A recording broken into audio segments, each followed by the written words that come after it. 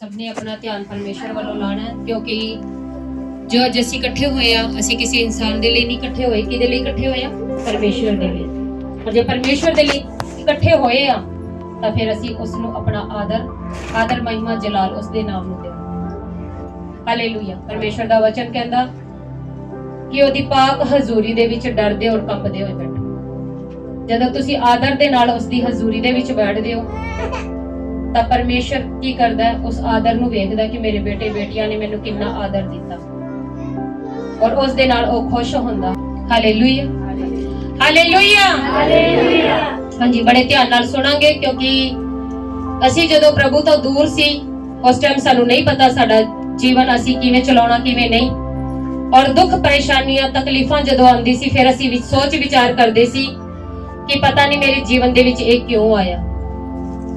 ਪਰ ਜਦੋਂ ਅਸੀਂ ਪ੍ਰਭੂ ਦੇ ਕੋਲ ਆਨੇ ਆ ਉਹ ਸਾਨੂੰ ਸਵਰਗ ਦੀ ਬੁੱਧੀ ਦਿੰਦਾ, ਔਰ ਸਵਰਗ ਦੀ ਬੁੱਧੀ ਦੇ ਵਿੱਚ ਸਾਡਾ ਸਾਰਾ ਪਾਸਟ ਉਸ ਬੁੱਧੀ ਦੇ ਵਿੱਚ ਨੋਟ ਕੀਤਾ ਹੋਇਆ। ਜਦੋਂ ਅਸੀਂ ਪੈਦਾ ਵੀ ਨਹੀਂ ਹੋਏ ਉਸ ਤੋਂ ਪਹਿਲਾਂ ਸਾਡੀ ਪਲਾਨਿੰਗ ਕੀਤੀ ਹੋਈ ਸੀ ਪਰਮੇਸ਼ਵਰ ਦੇ ਘਰ ਦੇ ਵਿੱਚ, ਔਰ ਜਦੋਂ ਉਸਨੇ ਸਾਨੂੰ ਦੁਨੀਆ ਦੇ ਵਿੱਚ ਘੱਲਿਆ ਅਸੀਂ ਉਹਦੇ ਕੋਲ ਨਹੀਂ ਸੀ ਪਰ ਉਹਦਾ ਧਿਆਨ ਸਾਡੇ ਉੱਤੇ ਹੀ ਲੱਗਿਆ ਹੋਇਆ ਸੀਗਾ ਕਿ ਅਸੀਂ ਕੀ ਕਰਦੇ ਆ ਕੀ ਨਹੀਂ ਕਰਦੇ। ਔਰ ਜਦੋਂ ਅਸੀਂ ਪ੍ਰਭੂ ਦੇ ਕੋਲ ਆਏ ਔਰ ਉਸ ਨੂੰ ਜਾਣ ਲਿਆ ਔਰ ਫਿਰ ਅਸੀਂ ਆਪਣੀ ਲਾਈਫ ਤੇ ਧਿਆਨ ਦਿੰਨੇ ਆ ਕਿ ਮੈਂ ਕੀ ਕਰਦਾ ਕੀ ਨਹੀਂ ਕਰਦਾ ਔਰ ਮੈਨੂੰ ਕੀ ਕਰਨਾ ਚਾਹੀਦਾ ਕਿ ਮੇਰੀ ਲਾਈਫ ਸ਼ਾਂਤੀ ਵਾਲੀ ਹੋ ਜਾਵੇ। ਫਿਰ ਪ੍ਰਭੂ ਦਾ ਆਤਮਾ, ਪਵਿੱਤਰ ਆਤਮਾ ਜਿਹੜਾ ਸਭ ਕੁਝ ਜਾਣਦਾ, ਸਾਡੇ ਪਾਸਟ ਨੂੰ, ਸਾਡੀ ਪੁਰਾਣੀ ਗੱਲਾਂ ਨੂੰ ਜਾਣਦਾ, ਪੁਰਾਣੀ ਗੱਲਾਂ ਦਾ ਹਰ ਇੱਕ ਲੇਖਾ ਉਹਦੇ ਕੋਲ ਨੋਟ ਕੀਤਾ ਹੋਇਆ। ਕੋਈ ਬੰਦਾ ਇਸ ਭੁਲੇਖੇ ਦੇ ਵਿੱਚ ਨਾ ਰਵੇ ਕਿ ਜਿਹੜੇ ਗੁਪਤ ਦੇ ਵਿੱਚ ਹੋਏ, ਜਿਹੜੇ ਵੀ ਮੈਂ ਪੁਰਾਣੇ ਕੁਝ ਕੀਤੇ, ਬੇਸ਼ੱਕ ਲੋਕਾਂ ਨੂੰ ਨਹੀਂ ਪਤਾ, ਪਰ ਜਦੋਂ ਤੁਸੀਂ ਪਰਮੇਸ਼ਵਰ ਦੇ ਕੋਲ ਆਓਗੇ, ਹਨੇਰੇ ਦੇ ਉੱਤੇ ਚਾਨਣ ਜਦੋਂ ਪੈਂਦਾ ਤਾਂ ਹਨੇਰੇ ਦੇ ਵਿੱਚ ਜਿਹੜੀਆਂ ਚੀਜ਼ਾਂ ਨੇ ਉਹ ਪ੍ਰਗਟ ਹੋਣੀ ਸ਼ੁਰੂ। ਤਾਂ ਜਿਹੜਾ ਸਾਡਾ ਜੀਵਨ ਹਨੇਰਾ ਸੀ, ਕਦੋਂ? ਪ੍ਰਭੂ ਦੇ ਕੋਲ ਆਉਣ ਤੋਂ ਪਹਿਲਾਂ। ਉਸ ਹਨੇਰੇ ਜੀਵਨ ਤੇ ਵੀ ਫਿਰ ਉਹ ਚਾਨਣ ਪਾਣਾ ਸ਼ੁਰੂ ਕਰ ਦਿੰਦਾ ਕਿ ਤੂੰ ਕੀ ਕੀ ਕੀਤਾ ਸੀ। ਔਰ ਜਦੋਂ ਉਹਦੇ ਕਾਰਨ ਸਾਡੀ ਲਾਈਫ ਦੇ ਵਿੱਚ ਗੜਬੜੀ ਆਉਂਦੀ ਹੈ ਫਿਰ ਆਪਾਂ ਸਵਾਲ ਕਰਦੇ ਆ ਕਿ ਪ੍ਰਭੂ ਇਹ ਮੇਰੇ ਨਾਲ ਕਿਉਂ ਹੋਇਆ, ਪਰ ਉਹ ਯਾਦ ਕਰਵਾਉਂਦਾ ਕਿ ਉਸ ਟਾਈਮ ਤੇ ਤੂੰ ਕੀ ਕੰਮ ਕੀਤਾ ਸੀ ਜਿਹਦੇ ਕਾਰਨ ਤੇਰੇ ਨਾਲ ਹੋਇਆ। ਪਰ ਫਿਰ ਵੀ ਮੈਂ ਪਰਮੇਸ਼ਰ ਦਾ ਬਹੁਤ ਜ਼ਿਆਦਾ ਧੰਨਵਾਦ ਕਰਦੀ ਆ ਕਿ ਫਿਊਚਰ ਦੀ, ਪਾਸਟ ਦੀ ਜਿਹੜੀ ਗੱਲਾਂ ਨੇ, ਪੁਰਾਣੀ ਲਾਈਫ ਦੀ ਜਿਹੜੀ ਗੱਲਾਂ ਨੇ, ਉਹਨਾਂ ਦਾ ਲੇਖਾ ਜੋਖਾ ਉਹ ਧਰਤੀ ਤੇ ਹੀ ਕਲੀਅਰ ਕਰ ਦਿੰਦਾ। ਉਹਨਾਂ ਦਾ ਲੇਖਾ ਸਾਡੇ ਕੋਲ ਨਿਆਂ ਦੇ ਦਿਨ ਨਹੀਂ ਹੋਏਗਾ।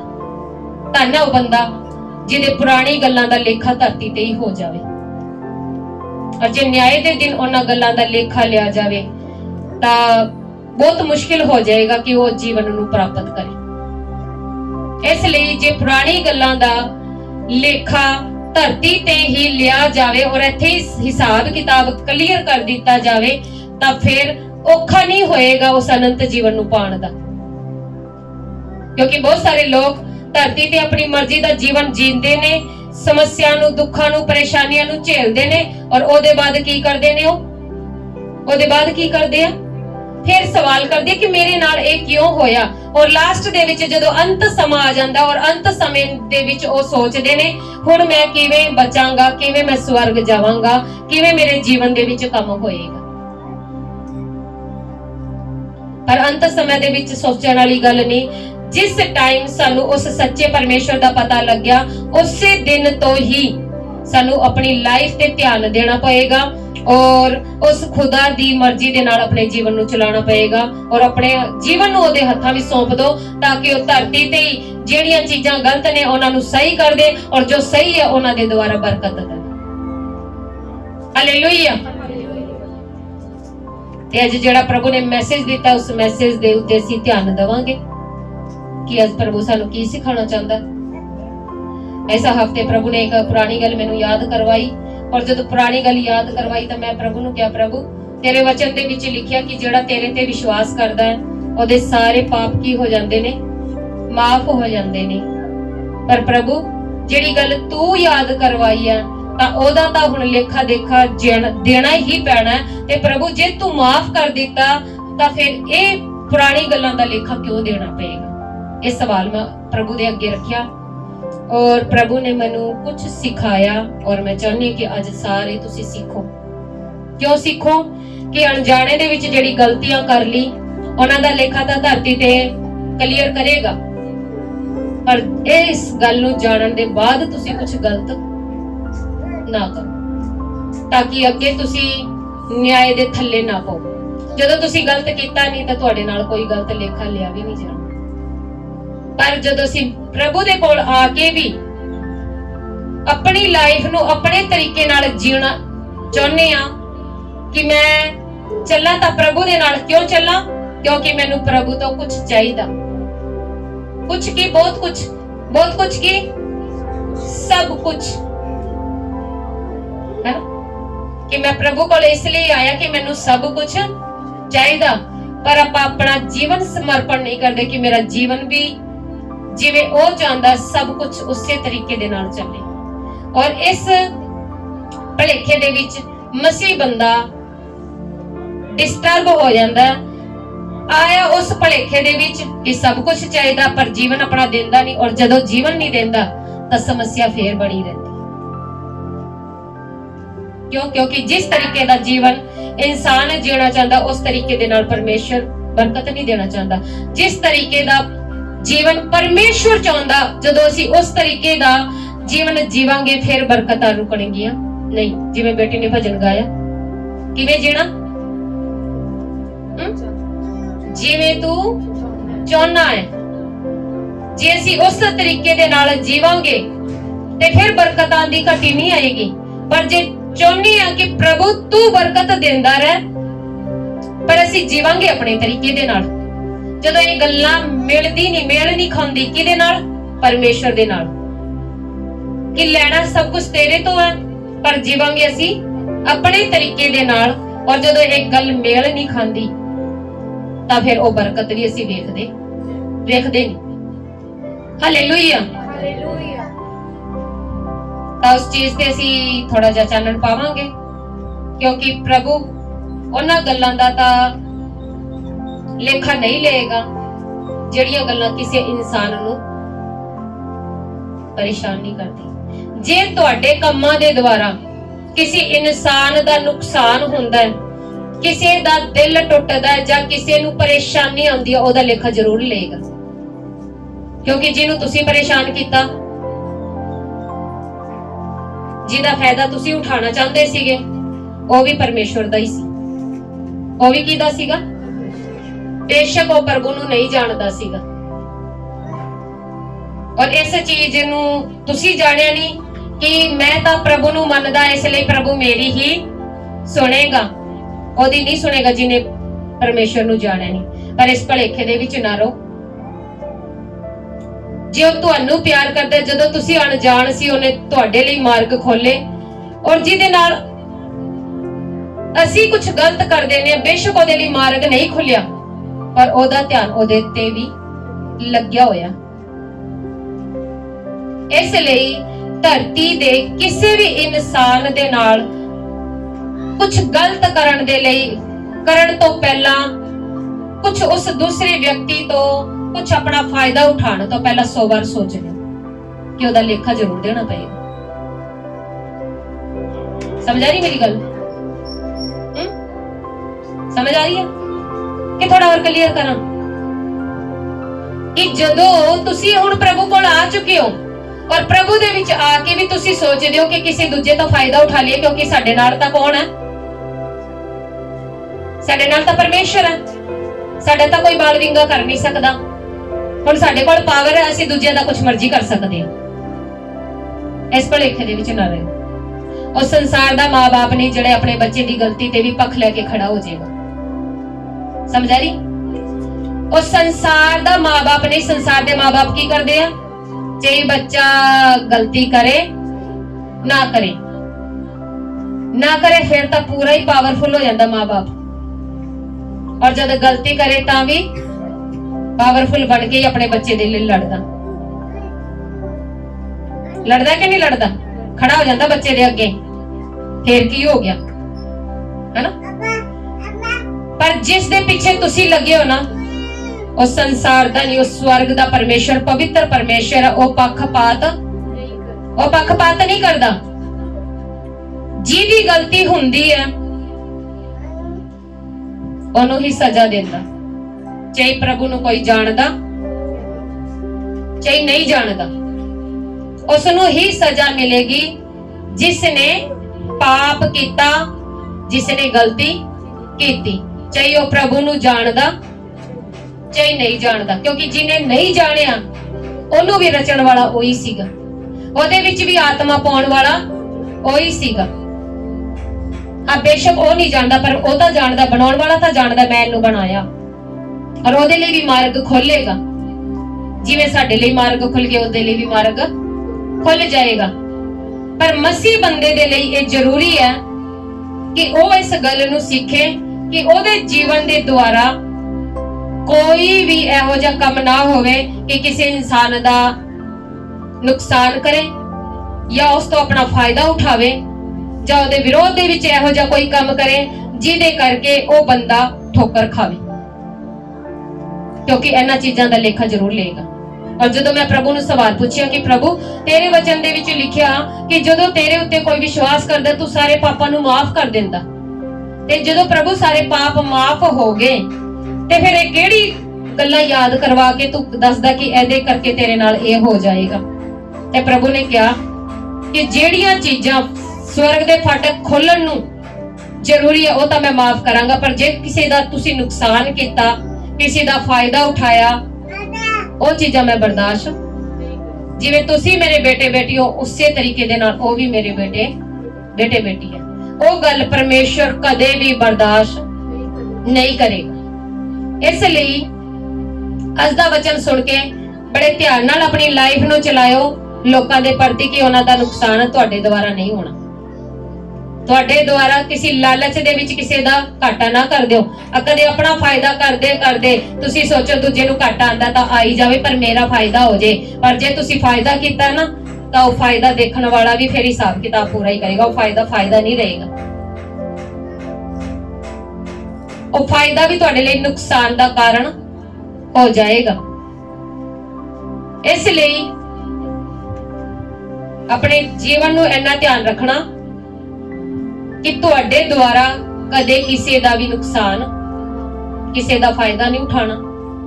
ਫਾਇਦਾ ਉਠਾਉਣ ਤੋਂ ਪਹਿਲਾਂ ਇਹ ਦੇਖ ਲਿਓ ਕਿ ਜਿਹਦੇ ਦੁਆਰਾ ਤੁਸੀਂ ਫਾਇਦਾ ਉਠਾ ਰਹੇ ਹੋ, ਜਿਹਨੂੰ ਧੋਖਾ ਦੇ ਰਹੇ ਹੋ, ਜਿਹਦਾ ਇਸਤੇਮਾਲ ਕਰ ਰਹੇ ਹੋ, ਉਹ ਵੀ ਪਰਮੇਸ਼ਵਰ ਦਾ ਹੀ ਬੰਦਾ ਹੈ, ਚਾਹੇ ਉਹ ਜਾਣਦਾ ਚਾਹੇ ਨਹੀਂ ਜਾਣਦਾ।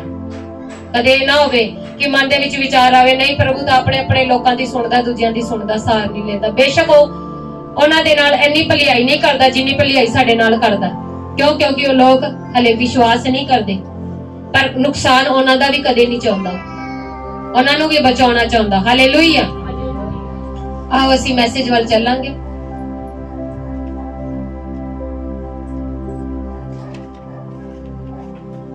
ਇੱਕ ਦੋ ਐਗਜ਼ਾਮਪਲ ਪ੍ਰਭੂ ਨੇ ਮੈਨੂੰ ਦਿੱਤੀ ਜਿਨ੍ਹਾਂ ਦੇ ਦੁਆਰਾ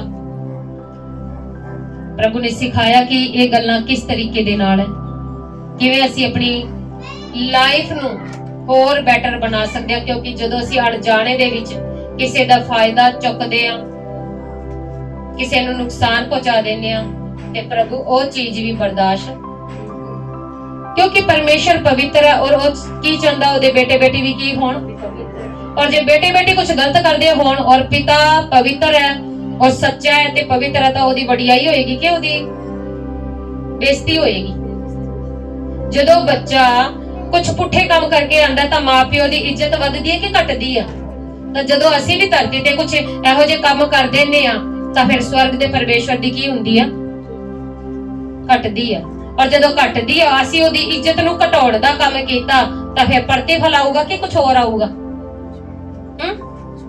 ਉਹ ਕਹਿੰਦਾ ਜਿਹੜਾ ਮੇਰਾ ਆਦਰ ਕਰੇਗਾ, ਮੇਰੀ ਮਹਿਮਾ ਕਰਵਾਏਗਾ, ਉਸ ਦਾ ਮੈਂ ਆਦਰ ਤੇ ਮਹਿਮਾ ਕਰਾਂਗਾ। ਪਰ ਜਿਹੜਾ ਉਹਦੀ ਬੇਇੱਜ਼ਤੀ ਕਰਵਾਏਗਾ ਤਾਂ ਬੇਇੱਜ਼ਤੀ ਦਾ ਪ੍ਰਤੀਫਲ ਬਰਕਤ ਨਹੀਂ ਹੁੰਦਾ। ਅਸੀਂ ਆਪਣੇ ਜੀਵਨ ਦੇ ਦੁਆਰਾ ਕੀ ਕਰਵਾਣੀ? ਉਹਦੀ ਮਹਿਮਾ ਕਰਵਾਣੀ। ਹਾਲੇਲੂਇਆ। ਇੱਕ ਦੋ ਐਗਜ਼ਾਮਪਲ ਜੋ ਪ੍ਰਭੂ ਨੇ ਦਿੱਤੇ ਅਸੀਂ ਉਹਨਾਂ ਤੇ ਧਿਆਨ ਦੇਵਾਂਗੇ ਕਿ ਕਿਵੇਂ ਪਰਮੇਸ਼ਰ ਆਪਣੇ ਲੋਕਾਂ ਦੇ ਨਾਲ ਕੰਮ ਕਰਦਾ ਔਰ ਕਿਵੇਂ ਉਹ ਸੱਚਾ ਨਿਆਈ ਪਰਮੇਸ਼ਰ ਹੈ। ਸੱਚਾ ਨਿਆਈ। ਧਰਤੀ ਦੇ ਲੋਕ ਪੱਖਪਾਤ ਕਰ ਲੈਣਗੇ ਪਰ ਉਹ ਕਦੇ ਨਹੀਂ ਕਰਦਾ।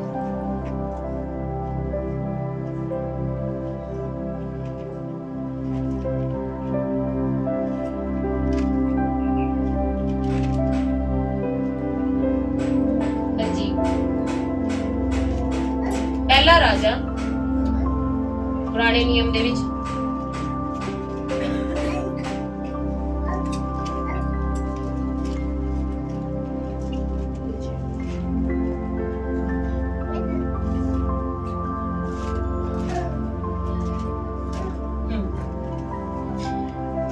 ਇਸ ਸਟੋਰੀ ਦੇ ਵਿੱਚ ਜਿਹੜੀ ਕਹਾਣੀ ਹੈ, ਘਰੇ ਜਾ ਕੇ ਇਸ ਸਟੋਰੀ ਨੂੰ ਬੜੇ ਧਿਆਨ ਨਾਲ ਪੜ੍ਹਨੀ ਹੈ, ਠੀਕ ਹੈ।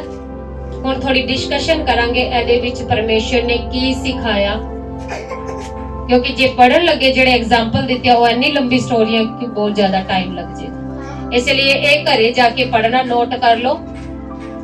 ਪਹਿਲਾ ਰਾਜਾ 21 ਚੈਪਟਰ। ਪਰ ਇਸ ਦੇ ਵਿੱਚ ਜੋ ਪ੍ਰਭੂ ਨੇ ਦੱਸਿਆ ਉਸ ਦੇ ਉੱਤੇ ਅਸੀਂ ਕੀ ਕਰਾਂਗੇ, ਥੋੜਾ ਧਿਆਨ ਦੇਵਾਂਗੇ। ਜਿਹੜਾ ਮੈਸੇਜ ਦਿੱਤਾ ਪਰਮੇਸ਼ਰ ਨੇ ਉਹ ਮੈਸੇਜ ਅਸੀਂ ਸਿੱਖਾਂਗੇ, ਕਿਉਂਕਿ ਉਹ ਮੈਸੇਜ ਸਿੱਖਣਾ ਸਾਡੇ ਲਈ ਬਹੁਤ ਜ਼ਰੂਰੀ ਹੈ।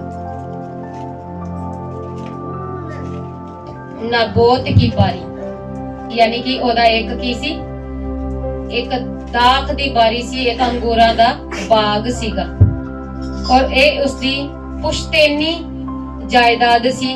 ਜਿਵੇਂ ਆਪਣੇ ਪੁਰਖਾਂ ਤੋਂ ਸਾਨੂੰ ਜੋ ਜਾਇਦਾਦ ਮਿਲਦੀ ਹੈ, ਆਪਣੇ ਬਜ਼ੁਰਗਾਂ ਦੇ ਥਰੂ ਜਿਹੜੀ ਪ੍ਰਾਪਰਟੀ ਸਾਨੂੰ ਮਿਲਦੀ ਹੈ, ਨਾਬੋਤ ਨੂੰ ਮਿਲੀ ਹੋਈ ਸੀ ਇਹਦੇ ਪੁਰਖਾਂ ਦੇ ਦੁਆਰਾ, ਇਹਦੇ ਬਜ਼ੁਰਗਾਂ ਦੇ ਦੁਆਰਾ। ਇਹ ਦਾਖ ਦੀ ਬਾਰੀ, ਇਹ ਬਾਗ ਇਹਨੂੰ ਮਿਲਿਆ ਹੋਇਆ ਸੀ, ਔਰ ਇਸ ਬਾਗ ਦੇ ਵਿੱਚ ਨਾਬੋਤ ਆਪਣਾ ਕੰਮ ਕਰਦਾ ਸੀ, ਔਰ ਇਹ ਇੰਨੀ ਵਧੀਆ ਬਾਰੀ ਸੀ ਕਿ ਇਹਦੇ ਵਿੱਚ ਬੜੀ ਫਲਦਾਰ ਸੀ, ਇਹਦੇ ਵਿੱਚ ਕਿਸੇ ਚੀਜ਼ ਦੀ ਘਟੀ। ਪਰ ਉਸ ਟਾਈਮ ਦਾ ਇੱਕ ਰਾਜਾ ਸੀ ਆਹਾਬ, ਜਿਹੜਾ ਆਪਣੇ ਰਾਣੀ ਦੇ ਪਿੱਛੇ ਲੱਗ ਕੇ ਉਹ ਕੰਮ ਕਰ ਦਿੰਦਾ ਸੀਗਾ ਜਿਹੜਾ ਕਿ ਪਰਮੇਸ਼ਰ ਨੂੰ ਪਸੰਦ ਨਹੀਂ ਸੀ, ਕਿਉਂਕਿ ਇਹਦੀ ਜਿਹੜੀ ਰਾਣੀ ਸੀ ਇਜੇਬੇਲ ਮੂਰਤੀ ਪੂਜਕ ਸੀਗੀ, ਔਰ ਜੋ ਪਰਮੇਸ਼ਰ ਨੂੰ ਪਸੰਦ ਨਹੀਂ ਸੀ। ਔਰ ਆਹਾਬ ਦੇ ਜਿਹੜੇ ਰਾਜ ਮਹਿਲ ਸੀ ਉਹਦੇ ਨੇੜੇ ਹੀ ਇਹ ਬਾਰੀ ਪੈਂਦੀ ਸੀ। ਔਰ ਜਦੋਂ ਰਾਜਾ ਉੱਠਦਾ ਸੀ ਤਾਂ ਇਹਦੀ ਬਾਰੀ ਨੂੰ ਦੇਖਦਾ ਸੀ ਕਿ ਕਿੰਨੀ ਫਲਦਾਰ ਹੈ, ਕਿੰਨੀ ਸੋਹਣੀ ਇਹਦੀ ਬਾਰੀ ਹੈ। ਪਰ ਜਦੋਂ ਆਪਣੀ ਖਿੜਕੀ ਤੋਂ ਦੇਖਦਾ ਸੀ, ਇਹਦਾ ਮਨ ਕੀ ਹੋ ਗਿਆ, ਲਾਲਚ ਦੇ ਨਾਲ ਭਰ ਗਿਆ। ਰਾਜੇ ਨੂੰ ਕਿਸੇ ਚੀਜ਼ ਦੀ ਘਟੀ ਹੋਏਗੀ, ਉਹਨੂੰ ਕਿਸੇ ਦੀ ਜ਼ਮੀਨ ਦੇ ਟੁਕੜੇ ਤੋਂ ਕੀ ਮਤਲਬ, ਪਰ ਫਿਰ ਵੀ ਇਹਦੇ ਮਨ ਦੇ ਵਿੱਚ ਕੀ ਆਇਆ, ਲਾਲਚ। ਕੀ ਆਇਆ, ਲਾਲਚ ਆਇਆ।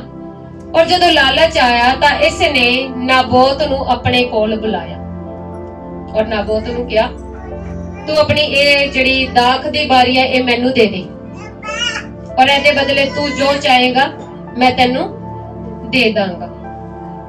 ਪਰ ਨਾਬੋਤ ਨੇ ਇੱਕ ਗੱਲ ਕਹੀ ਕਿ ਇਹ ਮੇਰੀ ਪੁਸ਼ਤੈਨੀ ਜਾਇਦਾਦ ਹੈ, ਯਾਨੀ ਕਿ ਮੇਰੇ ਪੁਰਖਾਂ ਤੋਂ, ਮੇਰੇ ਬਜ਼ੁਰਗਾਂ ਤੋਂ ਮੈਨੂੰ ਇਹ ਮਿਲੀ ਹੋਈ ਜਾਇਦਾਦ ਹੈ, ਔਰ ਇਸ ਨੂੰ ਮੈਂ ਵੇਚਣਾ ਨਹੀਂ ਚਾਹੁੰਦਾ। ਮੇਰਾ ਇਹਦੇ ਨਾਲ ਗਹਿਰਾ ਰਿਸ਼ਤਾ ਹੈ, ਔਰ ਉਹ ਕਹਿੰਦਾ ਮੈਂ ਇਹ ਦੇਣਾ ਨਹੀਂ ਚਾਹੁੰਦਾ।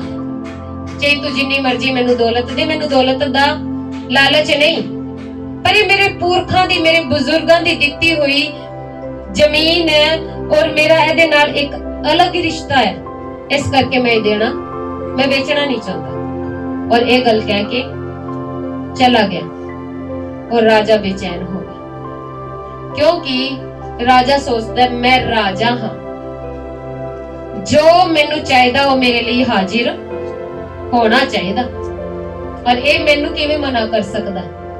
ਪਰ ਇਹ ਬੇਚੈਨ ਹੋ ਗਿਆ। ਜਦੋਂ ਬੇਚੈਨ ਹੋ ਗਿਆ, ਇਹਦੀ ਰਾਣੀ ਆਈ ਔਰ ਉਹਨੇ ਰਾਜੇ ਦੇ ਹਾਲ ਨੂੰ ਪੁੱਛਿਆ ਕਿ ਵੀ ਤੂੰ ਬੇਚੈਨ ਕਿਉਂ ਹੈ। ਉਹ ਕਹਿੰਦਾ ਵੀ ਮੈਂ ਨਾਬੋਤ ਦੀ ਬਾਰੀ ਨੂੰ ਲੈਣਾ ਚਾਹੁੰਦਾ, ਮੈਨੂੰ ਉਹ ਬਹੁਤ ਪਸੰਦ ਹੈ, ਪਰ ਜਦੋਂ ਮੈਂ ਨਾਬੋਤ ਨੂੰ ਬੁਲਾਇਆ ਤਾਂ ਉਹਨੂੰ ਇਹਨੂੰ ਦੇਣ ਤੋਂ ਮਨਾ ਕਰ ਦਿੱਤਾ। ਤਾਂ ਰਾਣੀ ਕਹਿੰਦੀ ਬਸ ਇੰਨੀ ਕੁ ਗੱਲ। ਕੌਣ ਸੀ ਉਹ? ਮੂਰਤੀ ਪੂਜਕ, ਜਿਨ੍ਹਾਂ ਦਾ ਮਨ ਕਠੋਰ, ਜਿਵੇਂ ਪੱਥਰ ਕਠੋਰ ਹੁੰਦਾ, ਜਿਵੇਂ ਮੂਰਤੀਆਂ ਕਠੋਰ ਹੈ, ਦਿਲ ਹੈ ਉਹਦੇ ਵਿੱਚ, ਤਾਂ ਉਸ ਬੰਦੇ ਨੂੰ ਮੰਨਣ ਵਾਲੇ ਦੇ ਅੰਦਰ ਵੀ ਦਿਲ ਖਤਮ ਹੋ ਜਾਂਦਾ। ਔਰ ਉਹ ਕਹਿੰਦੀ ਇੰਨੀ ਕੁ ਗੱਲ, ਤੈਨੂੰ ਨਾਬੋਤ ਦੀ ਬਾਰੀ ਚਾਹੀਦੀ ਹੈ, ਮੈਂ ਲੈ ਕੇ ਦੇ ਦੂੰਗੀ ਤੈਨੂੰ, ਤੂੰ ਖਾ ਪੀ ਆਰਾਮ ਕਰ, ਖੁਸ਼ ਰਹਿ। ਔਰ ਉਸਨੇ ਯੋਜਨਾ ਬਣਾਈ। ਦੁਨੀਆਦਾਰੀ ਦੇ ਲੋਕ ਜਦੋਂ ਕੰਮ ਨਹੀਂ ਹੁੰਦੇ ਨਾ, योजना बनाने दे विच बड़े माहिर है। काम होना चाहिए, चाहे कुछ मर्जी योजना, कुछ मर्जी होवे, अपना काम होना चाहिए। जो दूजे दा नुकसान होवे, दूजे नूं परेशानी आवे, चाहे कुछ मर्जी होवे, अपना काम होना चाहिए। किसी नूं दुख पहुंचे, कुछ मर्जी होवे। और इजेबेल ने झूठे नबियां नूं इकट्ठा किया और नाबोत ते इल्जाम लगाया कि इसने परमेश्वर दे विरोध विच काम किया, राजे दे विरोध दे विच काम किया। और एक ओदे लई एक हुक्म कढ दिता और ओदे ते मोहर ला दी गई कि इसने राजे दे विरोध विच काम किया, परमेश्वर दे विरोध विच काम किया। और एहो जे बंदे नूं की करना चाहिए, पत्थर मार मार के मार देना, क्योंकि उस टाइम दा यही रूल सीगा। और ये झूठा इल्जाम नाबोत ते लाके उसनूं पत्थरां दे नाल मरवा दिता गया। और जदों मर गया, रानी खुश होके राजे दे कोल आई और राजे नूं कहण लगी कि हुण तू उस वारी नूं ले ले, काम हो गया। की हो गया? कम हो गया। और हुण तू इस वारी नूं जो कुछ तू लेना चाहता सी तू ले सकदा। राजा खुश हो गया। की हो गया? और राजा ने सोचा, मैं तो धरती दा राजा, मेरा न्याय कौन कर सकदा? मेरे तो उत्ते तो कोई, मैनू कौन कहेगा? पर दुनिया दा मालिक हैगा एक। और जदों एक काम होया और परमेश्वर ने एक चीज सारी देखी ओदे जीवन दे द्वारा। और एदी 17 आयत दे विच 21 दी 17 आयत दे विच एक गल लिखी, तब यहोवा का यह वचन तिशबी एलिया के पास पहुंचा, चल शोमरोन में रहने वाले इजराइल का राजा अहाब से मिलने को जा, वह तो नाबोत की दाख की बारी में है, उसे अपने अधिकार में लेने को वह वहां गया है। और उसे यह कहना कि यहोवा यूं करता है, क्या तूने घात किया और अधिकारी भी बन बैठा? फिर तो उसे यह भी कहना कि यहोवा यूं कहता है, जिस स्थान पर कुत्तों ने नाबोत का लहू चाटा, उसी स्थान पर कुत्ते तेरा भी लहू चाटेंगे। किने देखी ये गल? परमेश्वर ने देखी। धरती ते कोई देखने वाला नहीं सी, सारियां दी अखां बंद सी। याजकां दी भी अखां बंद हो गई कि किसी निर्दोष दे उत्ते झूठा इल्जाम लाया, एक गरीब दे उत्ते झूठा इल्जाम लाया और ओदा जान दा नुकसान किया गया, सिर्फ अपने लालच नूं पूरा करने दे लई। पर ये गल किने देखी? परमेश्वर ने देखी। और जदों परमेश्वर ने देखी तो उन्हें अपने दास दे थ्रू ये मैसेज राजा नूं भेजिया कि राजा नूं जाके कह दे कि तू की नाबोत दी बारी नूं ले लिया और ओदा अधिकारी भी बन बैठा। किने तेनू अधिकारी बनाया? वो बेचण वाला तो बेचदा ही नहीं सीगा, पर तू गलत करके ओदा अधिकारी बन बैठा। और जिस स्थान ते तू नाबोत दा लहू बहाया है और कुत्तियां ने ओदे लहू नूं चट्टिया, उसे स्थान ते कुत्ते तेरा भी लहू चटणगे। और आने वाले समय दे विच की होया? राजा दे नाल भी सेम होया। और राजा कौन सीगा? इजराइल दा राजा सीगा, परमेश्वर नूं मनण वाला सीगा, पर विचे विचे कुछ गड़बड़ करन वाला, अपनी रानी दे पीछे चलण वाला, कुछ कुछ अपनी बुद्धि नूं बंद कीता होया सी कि मेरे परमेश्वर नूं की पसंद है की। और जेड़े अज विश्वासियां दा अगर यही हाल है कि चलदे सी प्रभु दे नाल पर करदे अपने मन दी है, तां जो करदे फिर रिजल्ट भी नाल ही आएगा रिजल्ट। क्योंकि तुहानू कोई देखे या ना देखे, मैनू कोई देखे या ना देखे, पर कौन देखदा? ओ देखदा, सच्चा न्यायी परमेश्वर देखदा। और देखदे ही जो परमेश्वर ने देखा कि धरती ते नाबोत दे नाल की होया, नाल दे नाल स्वर्ग तो उसने न्याय प्रकट करता कि अहाब नू जाके कह दे कि जो तू कीता ना ओही तेरे नाल होएगा। पर राजा कह सकदा सी प्रभु मैं तो तैनू मनदा। प्रभु कहंदा चल कुछ तू मनदा होवे ਪਰ ਜਿਹੜਾ ਕੰਮ ਤੂੰ ਕੀਤਾ ਉਹ ਮੇਰੇ ਵੱਲੋਂ ਨਹੀਂ ਹੈ। ਉਹ ਕਿਹਦੀ ਗਾਈਡੈਂਸ ਦੇ ਵਿੱਚ ਹੋਇਆ ਸੀ ਕੰਮ? ਇਜ਼ਬੇਲ ਦੀ ਗਾਈਡੈਂਸ ਦੇ ਵਿੱਚ। ਔਰ ਇਜ਼ਬੇਲ ਕੌਣ ਸੀ? ਮੂਰਤੀ ਪੂਜਕ। ਔਰ ਉਹਨੂੰ ਇਹ ਡਰ ਨਹੀਂ ਲੱਗਿਆ ਕਿ ਇਹ ਕੰਮ ਕੀ ਪਰਮੇਸ਼ਰ ਨੂੰ ਪਸੰਦ ਹੈ, ਕਿਉਂਕਿ ਉਹਦੀ ਤਾਂ ਅੱਖਾਂ ਨਹੀਂ ਸੀ, ਉਹ ਤਾਂ ਆਪਣੇ ਹੀ ਘਮੰਡ ਦੇ ਵਿੱਚ ਰਹਿੰਦੀ ਸੀ। ਪਰ ਆਉਣ ਵਾਲੇ ਸਮੇਂ ਦੇ ਵਿੱਚ ਇਜ਼ਬੇਲ ਦੇ ਨਾਲ ਵੀ ਇਹੀ ਹੋਇਆ ਕਿ ਉਹ ਵੀ ਰਾਜ ਮਹਿਲ ਤੋਂ ਥੱਲੇ ਸੁੱਟੀ ਗਈ ਔਰ ਉਹਦਾ ਵੀ ਲਹੂ ਕੁੱਤਿਆਂ ਨੇ ਚੱਟਿਆ ਸੀ। ਚੱਟਿਆ ਕੀ, ਉਹਨੂੰ ਤਾਂ ਖਾ ਹੀ ਗਏ ਸੀਗੇ, ਉਹ ਤਾਂ ਬਚੀ ਨਹੀਂ ਸੀ ਦਫਨਾਉਣ ਦੇ ਵਾਸਤੇ ਵੀ, ਕਿਉਂਕਿ ਗਾਈਡੈਂਸ ਹੁੰਦੀ ਸੀ ਨਾ। ਤਾਂ ਗਾਈਡੈਂਸ ਦੇਣ ਵਾਲੇ ਦੇ ਨਾਲ ਥੋੜਾ ਜ਼ਿਆਦਾ ਹੋਣਾ ਚਾਹੀਦਾ ਕਿ ਘੱਟ? ਥੋੜਾ ਜ਼ਿਆਦਾ, ਕਿਉਂਕਿ ਗਾਈਡੈਂਸ ਅੱਛੀ ਨਹੀਂ ਸੀ। ਇਸ ਲਈ ਇਜ਼ਬੇਲ ਦੇ ਨਾਲ ਕੀ ਹੋਇਆ? ਥੋੜਾ ਵੱਧ ਕੇ ਹੋਇਆ।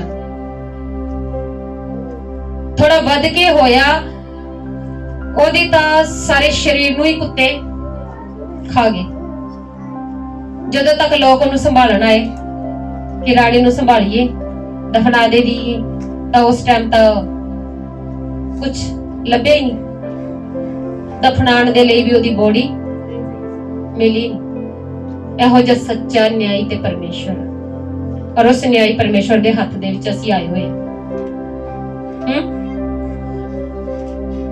ਪਹਿਲਾਂ ਜਿਹੜੇ ਰੱਬ ਦੇ ਕੋਲ ਅਸੀਂ ਸੀ ਨਾ, ਉਹ ਨਾ ਬੋਲ ਕੇ ਕੁਝ ਕਹਿੰਦਾ ਸੀ, ਨਾ ਕੁਝ ਗਾਈਡ ਕਰਦਾ ਸੀ, ਜਿਵੇਂ ਮਰਜ਼ੀ ਕਰੀ ਜਾਓ, ਸਭ ਕੁਝ ਚੱਲਦਾ। ਪਰ ਹੁਣ ਜਿਹਦੇ ਕੋਲ ਆਇਓ, ਉਹ ਕਹਿੰਦਾ ਸਭ ਕੁਝ ਨਹੀਂ ਚੱਲਦਾ, ਉਹੀ ਚੱਲੇਗਾ ਜੋ ਉਹ ਚਲਾਏਗਾ। ਔਰ ਜੋ ਉਹਦੇ ਵਿਰੋਧ ਦੇ ਵਿੱਚ ਚੱਲਿਆ, ਤਾਂ ਚਾਹੇ ਉਹਦੇ ਆਪ ਦੇ ਲੋਕ ਹੋਣ, ਉਹ ਸੱਚਾ ਨਿਆਈ ਪਰਮੇਸ਼ਰ ਹੈ। ਉਹ ਸਭ ਕੁਝ ਉਹੀ ਕਰੇਗਾ ਜੋ ਉਸ ਨੂੰ ਸਹੀ ਲੱਗੇਗਾ। ਸੱਚਾ ਨਿਆਈ ਹੈ, ਸੱਚਾਈ ਪ੍ਰਗਟ ਕਰੇਗਾ। ਹਾਲੇਲੂਇਆ। ਤੇ ਇੱਥੇ ਦੇਖੋ ਜੀ, ਰਾਜਾ ਪਰਮੇਸ਼ਰ ਦੇ ਵੱਲੋਂ ਹੀ ਚੁਣਾ ਹੋਇਆ ਸੀਗਾ, ਕਿਉਂਕਿ ਉਸ ਟਾਈਮ ਤੇ ਰਾਜੇ ਨੂੰ ਵੀ ਕੌਣ ਚੁਣਦਾ ਸੀਗਾ? ਪਰਮੇਸ਼ਰ ਹੀ ਚੁਣਦਾ ਸੀ ਆਪਣੇ ਨਬੀਆਂ ਦੇ ਦੁਆਰਾ। ਬੇਸ਼ੱਕ ਉਹ ਰਾਜਾ ਪ੍ਰਭੂ ਦੇ ਦੁਆਰਾ ਹੀ ਚੁਣਿਆ ਹੋਇਆ ਸੀ, ਪਰ ਉਹ ਆਪਣੇ ਰਾਜਿਆਂ ਦੀ ਵੀ ਗਲਤੀਆਂ ਤੇ ਉਹਨਾਂ ਨੂੰ ਕੀ ਦਿੰਦਾ ਸੀ? ਸਜ਼ਾ ਦਿੰਦਾ ਸੀ, ਕਿਉਂਕਿ ਉਹ ਕਿਸੇ ਦਾ ਪੱਖਪਾਤ ਨਹੀਂ ਕਰਦਾ। ਇਸ ਲਈ ਬੜੇ ਧਿਆਨ ਦੇ ਨਾਲ ਆਪਣੀ ਲਾਈਫ ਨੂੰ, ਹੁਣ ਆਏ ਹੋ ਸੱਚੇ ਨਿਆਈ ਪਰਮੇਸ਼ਰ ਦੇ ਕੋਲ, ਕਿਉਂਕਿ ਜਦੋਂ ਤੱਕ ਅਸੀਂ ਪ੍ਰਭੂ ਕੋਲ ਨਹੀਂ ਆਏ ਸੀ, ਉਦੋਂ ਤਾਂ ਆਪਾਂ ਅੱਖ ਬੰਦ ਕਰਕੇ ਆਪਣੀ ਜੀਵਨ ਨੂੰ ਚਲਾ ਰਹੇ ਸੀਗੇ। ਪਰ ਪਰਮੇਸ਼ਰ ਸਾਡੀ ਅੱਖਾਂ ਨੂੰ ਕੀ ਕਰਦਾ? ਖੋਲ ਦਿੰਦਾ, ਆਤਮਿਕ ਅੱਖ ਨੂੰ ਖੋਲ ਦਿੰਦਾ ਕਿ ਇਹੋ ਜਿਹਾ ਤੇਰਾ ਜੀਵਨ ਹੋਣਾ ਚਾਹੀਦਾ। ਹਾਲੇਲੂਇਆ। ਇੱਕ ਮੈਂ ਆਪਣੇ ਜੀਵਨ ਦੀ ਵੀ ਗਵਾਹੀ ਦਊਂਗੀ। ਵਡਿਆਈ ਕਰਨੀ ਕਿੰਨੀ ਸੌਖੀ ਹੈ ਨਾ। ਵਡਿਆਈ ਕਰਨਾ ਕਿਹਨੂੰ ਪਸੰਦ ਹੈ ਵੀ ਮੇਰੀ ਵਡਿਆਈ ਹੋਵੇ? ਕਿਹਨੂੰ ਪਸੰਦ ਹੈ ਕਿ ਮੇਰੀ ਚੜਾਈਆਂ ਹੋਣ, ਮੇਰੀ ਵਡਿਆਈ ਹੋਵੇ, ਮੇਰੀ ਤਾਰੀਫ ਹੋਵੇ? ਕਿਹਨੂੰ ਪਸੰਦ ਹੈ? ਝੂਠ ਨਾ ਬੋਲਿਓ ਬਈ, ਕਿਉਂਕਿ ਹੁਣ ਤੁਸੀਂ ਪਰਮੇਸ਼ਰ ਦੀ ਹਜ਼ੂਰੀ ਦੇ ਵਿੱਚ ਹੋ। ਹਾਂ ਹੈ ਤਾਂ ਵੀ ਪ੍ਰਭੂ ਦੇ ਕੰਨਾਂ ਤੱਕ ਪਹੁੰਚੇਗੀ, ਨਾ ਹੈ ਤਾਂ ਵੀ ਪਸੰਦ ਸਾਰਿਆਂ ਨੂੰ, ਹੈ ਨਾ। ਫਿਰ ਥੋੜਾ ਸੰਭਲ ਕੇ ਆਪਣੀ ਲਾਈਫ ਨੂੰ ਚਲਾਓ, ਕਿਉਂਕਿ ਤਾਰੀਫ ਉਹਨਾਂ ਲੋਕਾਂ ਦੀ ਹੁੰਦੀ ਹੈ ਜਿਹਨੂੰ ਪਰਮੇਸ਼ਰ ਪਸੰਦ ਕਰੇ। ਪਰ ਪਸੰਦ ਉਹਨੂੰ ਹੀ ਕਰਦਾ ਜਦੋਂ ਉਹ ਉਹਦੇ ਤਰੀਕੇ ਦੇ ਨਾਲ ਆਪਣੀ ਲਾਈਫ ਨੂੰ ਚਲਾਵੇ।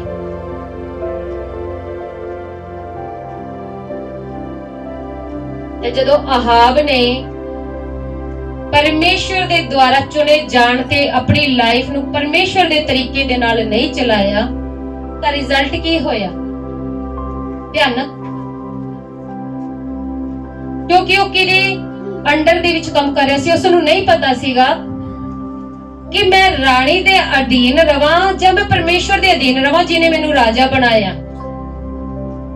ਰਾਜਾ ਬਣਾਉਣ ਵਾਲੇ ਦੇ ਅਧੀਨ ਨਹੀਂ ਰਿਹਾ, ਰਾਣੀ ਦੇ ਅਧੀਨ ਹੋ ਗਿਆ, ਜਿਹੜੀ ਕਿ ਰੱਬ ਨੂੰ ਜਾਣਦੀ ਨਹੀਂ ਸੀ। ਪਰ ਜਦੋਂ ਉਹਦੇ ਅਧੀਨ ਹੋਇਆ ਤਾਂ ਰਾਣੀ ਦਾ ਤਾਂ ਹੋਣਾ ਹੀ ਸੀ ਨੁਕਸਾਨ, ਨਾਲ ਨਾਲ ਰਾਜੇ ਦਾ ਵੀ ਹੋ ਗਿਆ।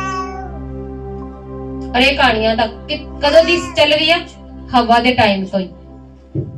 ਜਿਹੜੀਆਂ ਭੈਣਾਂ ਆਪਣਾ ਰੋਬ ਜ਼ਿਆਦਾ ਜਮਾਉਂਦੀਆਂ ਘਰਾਂ ਦੇ ਵਿੱਚ, ਕਈ ਵਾਰ ਆਪਣਾ ਨੁਕਸਾਨ ਕਰਦੀ ਆਪਣੇ ਘਰ ਵਾਲੇ ਦਾ ਵੀ ਨੁਕਸਾਨ, ਔਰ ਕਈ ਵਾਰ ਆਪਣੇ ਬੱਚਿਆਂ ਦਾ ਵੀ, ਕਿਉਂਕਿ ਉਹ ਆਪਣਾ ਰੋਬ ਚਲਾਉਂਦੀ ਹੈ। ਅਗਰ ਸਹੀ ਚਲਾਉਂਦੀ ਹੈ ਤਾਂ ਬਹੁਤ ਅੱਛੀ ਗੱਲ, रिजल्ट अच्छा आएगा। पर जे सही समझ नहीं है भैणा कोल तां आपदा तां नुकसान कराऊगी घर वाले दा और बच्चों का भी। समझ आ रही मेरी गल? राणी ने राजे दा नुकसान कराया कि फायदा? वो तो सोच रही सी मैं अपने राजा दे लई नाबोत दी बारी दिलवा के मैं बड़ा अच्छा काम कीता, एदी इच्छा नू पूरा कीता और मैं बहुत वधिया काम कीता। पर जदों ओ बारी उसनू मिली नाल दे नाल स्वर्ग तो न्याय प्रकट होया कि जा तू उसनू एलिया नू अपने दास नू कहंदा जा उसनू कह दे जेड़ा तू काम कीता वो सही नहीं है और जिवें नाबोत दी खून नू कुत्तियां ने चट्टिया तेरे नाल भी सेम उवें ही होएगा। रिजल्ट अच्छा है? ओ बारी दा स्वाद तो उठाया ही, बारी तो धरती उत्ते ही रह गई, दाख दी बारी था। हालेलुया। इसलिए थोड़े जे अपने फायदे दे लई किसी दा नुकसान नहीं करना। मैं कहनी आपदा घाटा होवे तां घाटा सहन कर लियो, वो घाटे दी भरपाई परमेश्वर कर देगा। पर जे तुसी किसी दूजे दा नुकसान करता वो घाटा फिर परमेश्वर पूरा नहीं करेगा, फिर ओदा बदला तुहाडे ते लिया जाएगा। हालेलुया। इसलिए बड़े ध्यान नाल हुण सच्चे परमेश्वर दे कोल आए हो तां सच्चे परमेश्वर दे तरीके दे नाल अपने जीवन नू चलाउणा, अपनी मर्जी नू पूरा नहीं करना। उस भजन नू याद कर लियो जदों तुहाडी मर्जी पूरी करन नू जी करे ना, इस भजन नू याद करियो कि प्रभु मैं जिवें तू चाहंदा मैं उवें जीना चाहना, क्योंकि तुहाडी मर्जी दे विच मेरी मर्जी दे विच हो सकदा नुकसान हो जावे पर ओदी मर्जी दे विच नुकसान नहीं होएगा। हालेलुया।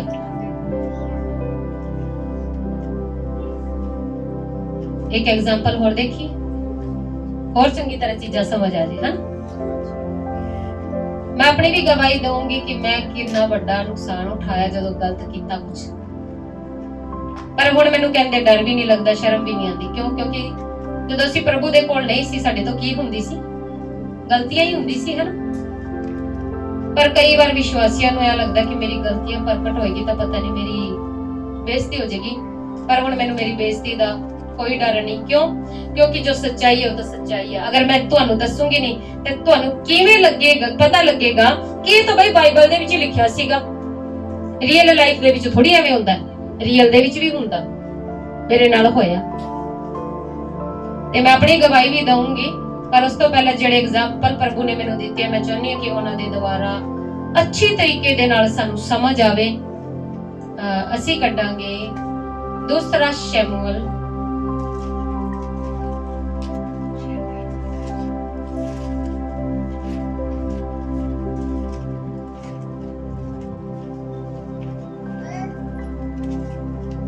दूसरा शमूएल 11 चैप्टर पढ़ांगे नहीं, ਇਹਦੇ ਵਿੱਚ ਜਿਹੜੀ ਸਟੋਰੀ ਹੈ ਉਹ ਮੈਸੇਜ ਉਸ ਸਟੋਰੀ ਦੇ ਦੁਆਰਾ ਸਿੱਖਾਂਗੇ।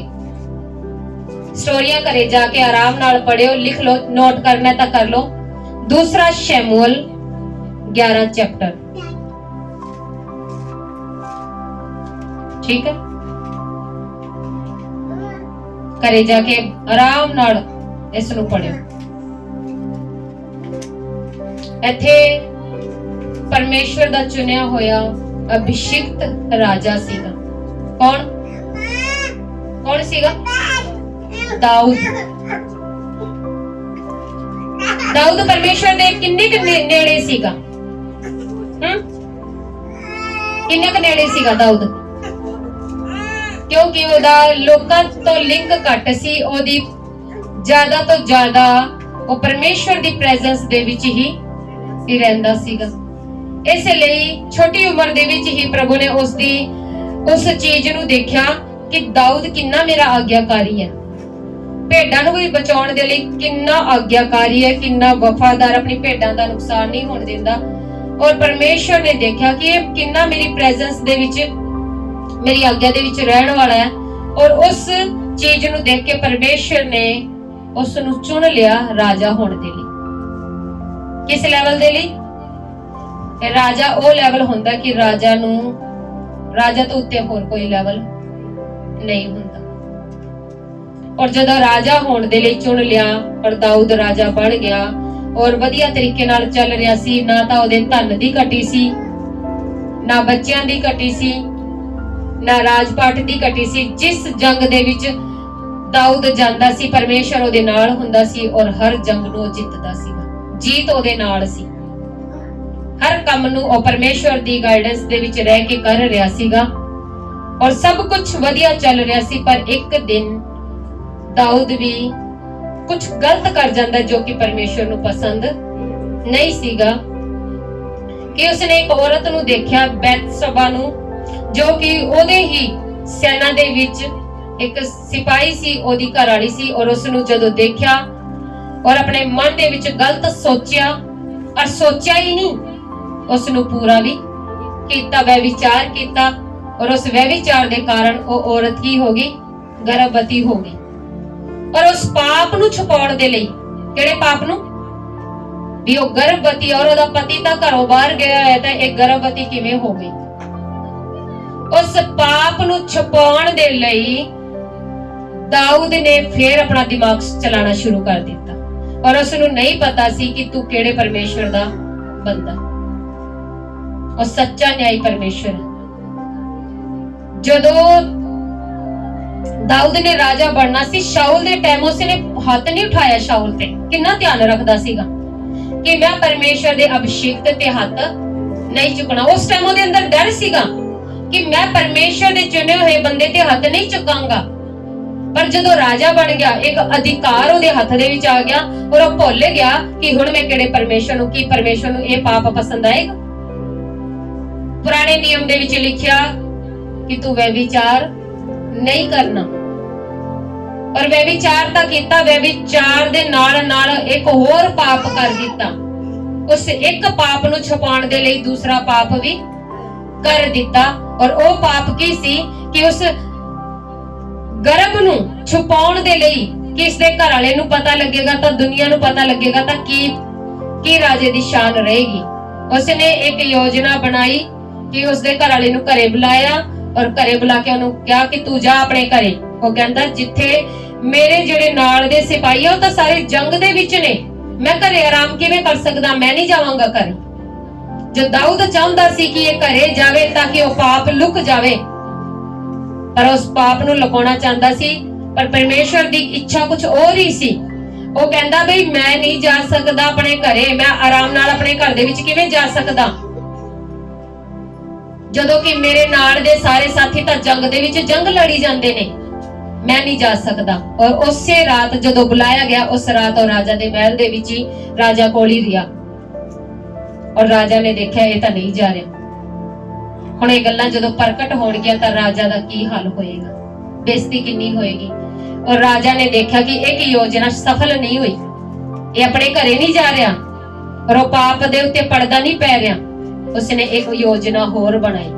ਕੀ ਯੋਜਨਾ ਬਣਾਈ ਕਿ ਆਪਣੇ ਉਸ ਟੀਮ ਦੇ ਸੈਨਾਪਤੀ ਨੂੰ ਇੱਕ ਆਗਿਆ ਦਿੱਤੀ ਕਿ ਤੂੰ ਐ ਕਰ, ਇਸ ਦੇ ਘਰ ਵਾਲੇ ਨੂੰ ਕੀ ਕਰ, ਜਦੋਂ ਤੁਸੀਂ ਜੰਗ ਲੜਨ ਜਾਓ ਤਾਂ ਫਸਟ ਲਾਈਨ ਦੇ ਵਿੱਚ, ਪਹਿਲੀ ਲਾਈਨ ਦੇ ਵਿੱਚ ਇਹਨੂੰ ਖੜਾ ਕਰ ਦਿਓ।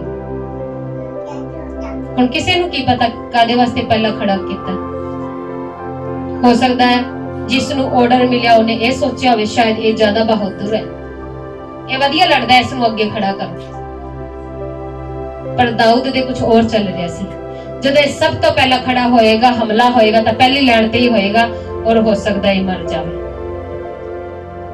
ਔਰ ਦਾਊਦ ਦੀ ਯੋਜਨਾ ਕੀ ਹੋ ਗਈ? ਸਫਲ ਹੋ ਗਈ। ਪਰ ਧਰਤੀ ਤੇ ਸਫਲ ਹੋ ਗਈ। ਫਿਰ ਨਿਆਂ ਪ੍ਰਗਟ ਹੋਇਆ स्वर्ग तो, और प्रभु ने भेजा अपने दास नूं भेजिया। नबोत दे टाइम ते किनू भेजिया? एलिया। हुण नातान नबी आया और उसने एक स्टोरी सुनाई दाऊद नूं। और जदों स्टोरी सुनाई, उस स्टोरी दे विच दस्सिया कि एक बंदे कल तां बहुत सारी भेड़ां सीगी, पर एक बंदे कोल सिर्फ ओदी एक ही भेड़ सी, भेड़ दा बच्चा सीगा। और दूसरा जेड़ा सीगा उसनूं ओदे घर दे विच मेहमान आए और जदों उसनूं इच्छा होई कि मैं दूजे दी भेड़ नूं लैके उसनूं सर्व करां, उसनूं बनावां, उसनूं कर दवां, ਤਾਂ ਰਾਜਾ ਉਸ ਬੰਦੇ ਦੇ ਨਾਲ ਕੀ ਕਰਨਾ ਚਾਹੀਦਾ? ਰਾਜਾ ਗੁੱਸਾ ਹੋ ਗਿਆ ਕਿ ਕੌਣ ਹੈ ਉਹ ਜਿਹੜੇ ਦੂਜੇ ਦੀ ਇੱਕ ਭੇਡ ਨੂੰ ਵੀ ਛੱਡਿਆ ਨਹੀਂ, ਵੀ ਆਪਦੇ ਕੋਲ ਇੰਨੀ ਭੇਡਾਂ ਹੈ, ਆਪਦੇ ਕੋਲ ਤਾਂ ਇੰਨੀ ਭੇਡ ਆ, ਉਹ ਕੁਛ ਮਰਜ਼ੀ ਕਰ ਸਕਦਾ ਆਪਦੀ ਭੇਡਾਂ ਦੇ ਨਾਲ। ਪਰ ਕਿਸੇ ਦੇ ਕੋਲ ਸਿਰਫ ਇੱਕ ਹੀ ਭੇਡ ਆ, ਔਰ ਉਸ ਭੇਡ ਤੇ ਵੀ ਉਸ ਦੂਜੇ ਬੰਦੇ ਨੇ ਅੱਖ ਲਾਈ ਔਰ ਉਹਦੀ ਵੀ ਉਹ ਭੇਡ ਲੈ ਲਈ ਔਰ ਉਹਨੂੰ ਮਾਰ ਦਿੱਤਾ। ਤਾਂ ਰਾਜਾ ਬੜਾ ਭੜਕਿਆ, ਔਰ ਜਦੋਂ ਭੜਕਿਆ ਤਾਂ ਕਹਿੰਦਾ ਕੌਣ ਹੈ ਉਹ? ਨਾਤਾਨ ਨਬੀ ਕਹਿੰਦਾ ਤੂੰ ਹੀ ਹੈ। ਪਰਮੇਸ਼ਰ ਨੇ ਤੈਨੂੰ ਇੰਨਾ ਧਨ ਦਿੱਤਾ, ਇੰਨੀ ਰਾਣੀਆਂ ਦਿੱਤੀ, ਰਖੇਲੀਆਂ ਦਿੱਤੀ, ਔਰ ਫਿਰ ਵੀ ਤੇਰਾ ਧਿਆਨ ਦੂਜੇ ਦੀ ਘਰ ਵਾਲੀ ਤੇ। ਕਹਿੰਦਾ ਤੂੰ ਹੀ ਹੈ ਰਾਜਾ। ਔਰ ਪਰਮੇਸ਼ਰ ਦਾ ਨਿਆਂ ਪ੍ਰਗਟ ਹੋਇਆ ਫਿਰ ਉੱਥੇ।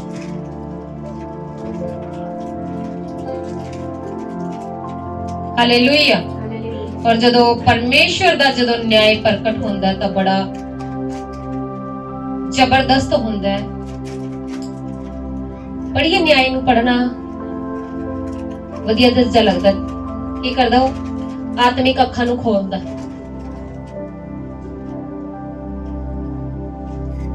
ਹਾਂਜੀ, ਅਸੀਂ ਪੜਾਂਗੇ ਦੂਸਰਾ ਸੈਮੂਅਲ 12 ਚੈਪਟਰ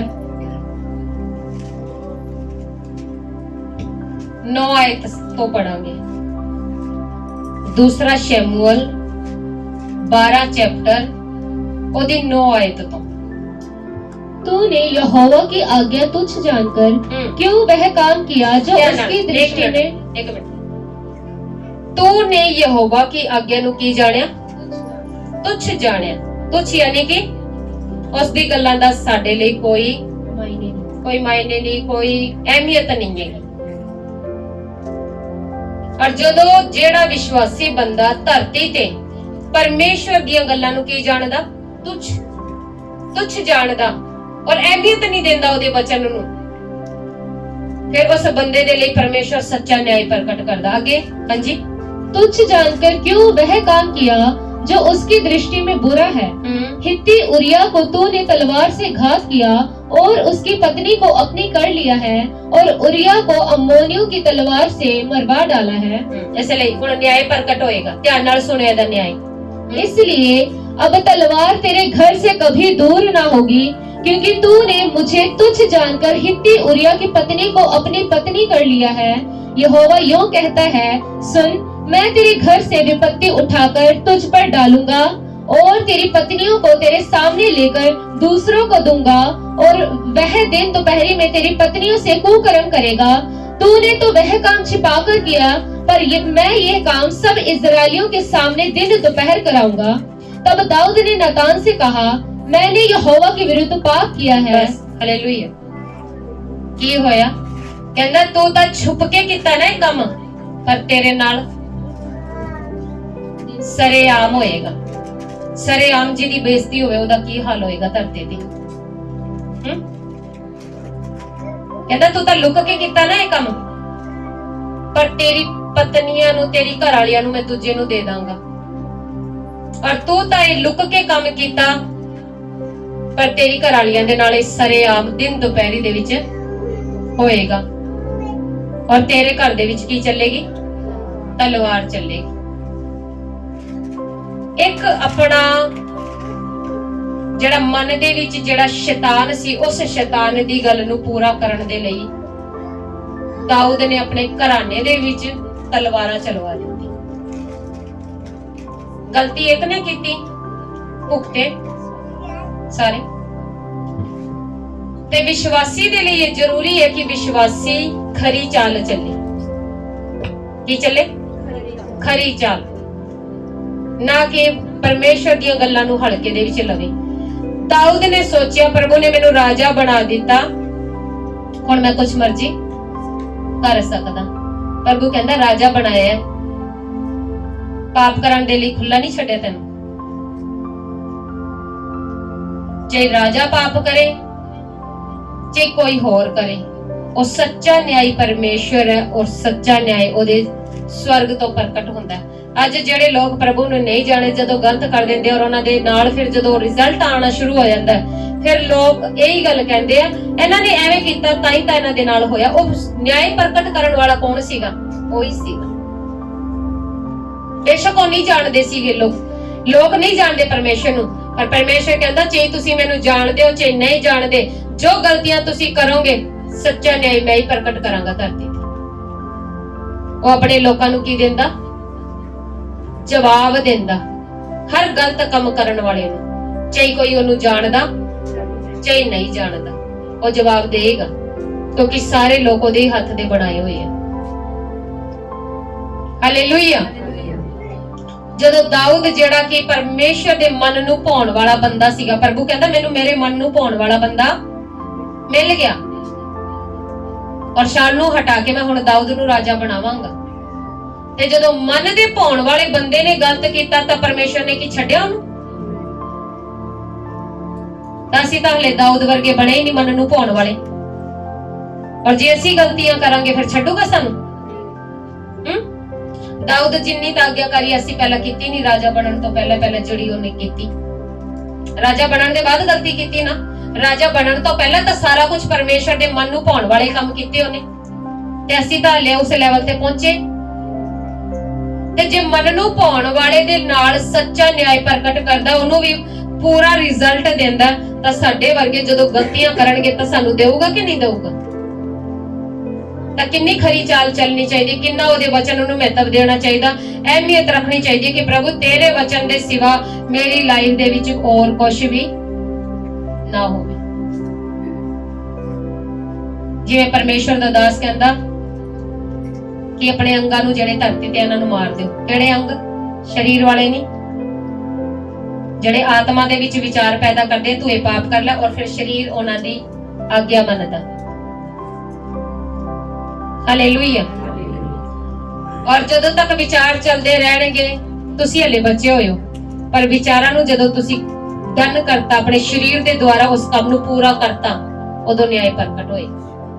ਜਦੋਂ ਤੱਕ ਤੁਹਾਡਾ ਸਰੀਰ ਬੁਰਾਈਆਂ ਦੀ ਸੁਣਦਾ ਨਹੀਂ, ਉਦੋਂ ਤੱਕ ਤੁਸੀਂ ਬਚੇ ਹੋਏ ਹੋ, ਪਰ ਜਦੋਂ ਤੁਹਾਡਾ ਸਰੀਰ ਉਸ ਕੰਮ ਨੂੰ ਪੂਰਾ ਕਰ ਦਿੰਦਾ ਹੈ ਜਿਹੜਾ ਕਿ ਗਲਤ ਵਿਚਾਰ ਅੰਦਰ ਆਇਆ ਹੈ, ਪੂਰਾ ਕਰਦੇ ਹੀ ਨਿਆਂ ਪ੍ਰਗਟ ਹੋਏਗਾ। ਹਾਲੇਲੂਇਆ। ਇਸ ਲਈ ਕੀ ਕਰਨਾ? ਉਸ ਖਰੇ ਪਰਮੇਸ਼ਰ ਦੀ ਗਾਈਡੈਂਸ ਦੇ ਵਿੱਚ ਚੱਲਣਾ ਕਿ ਮੇਰੇ ਤੋਂ ਕੋਈ ਪਾਪ ਨਾ ਹੋਵੇ। ਪਰ ਪਰਮੇਸ਼ਰ ਦੇ ਦਾਸਾਂ ਨੇ ਹਰੇਕ ਗੱਲ ਤੇ ਭਜਨ ਬਣਾਏ ਹੋਏ ਆ, ਹੈਨਾ? ਪਿਛਲੇ ਹਫਤੇ ਗਾਇਆ ਸੀ ਕਿ ਮੈਂ ਪਾਪ ਨਾ ਕਰਾਂ, ਹਾਂ, ਉਸ ਨੂੰ ਹੀ ਸੌਂਪ ਦੋ ਆਪਣੇ ਦਿਲ ਨੂੰ ਕਿ ਪ੍ਰਭੂ ਮੇਰੇ ਦਿਲ ਦੀ ਕੀ ਕਰ, ਤੂੰ ਅਗਵਾਈ ਕਰ ਕਿ ਮੈਂ ਕੋਈ ਪਾਪ, ਕਿਉਂਕਿ ਜਦੋਂ ਪਾਪ ਹੋ ਗਿਆ ਤਾਂ ਨਿਆਂ ਪ੍ਰਗਟ ਹੋਏਗਾ। ਤੁਸੀਂ ਰੋਕ ਨਹੀਂ ਸਕਦੇ ਉਸ ਪਾਪ ਨੂੰ ਜਦੋਂ ਤੁਸੀਂ ਆਪਣੇ ਜੀਵਨ ਦੇ ਦੁਆਰਾ ਉਸ ਕੰਮ ਨੂੰ ਪੂਰਾ ਕਰਤਾ। ਹਾਲੇਲੂਇਆ।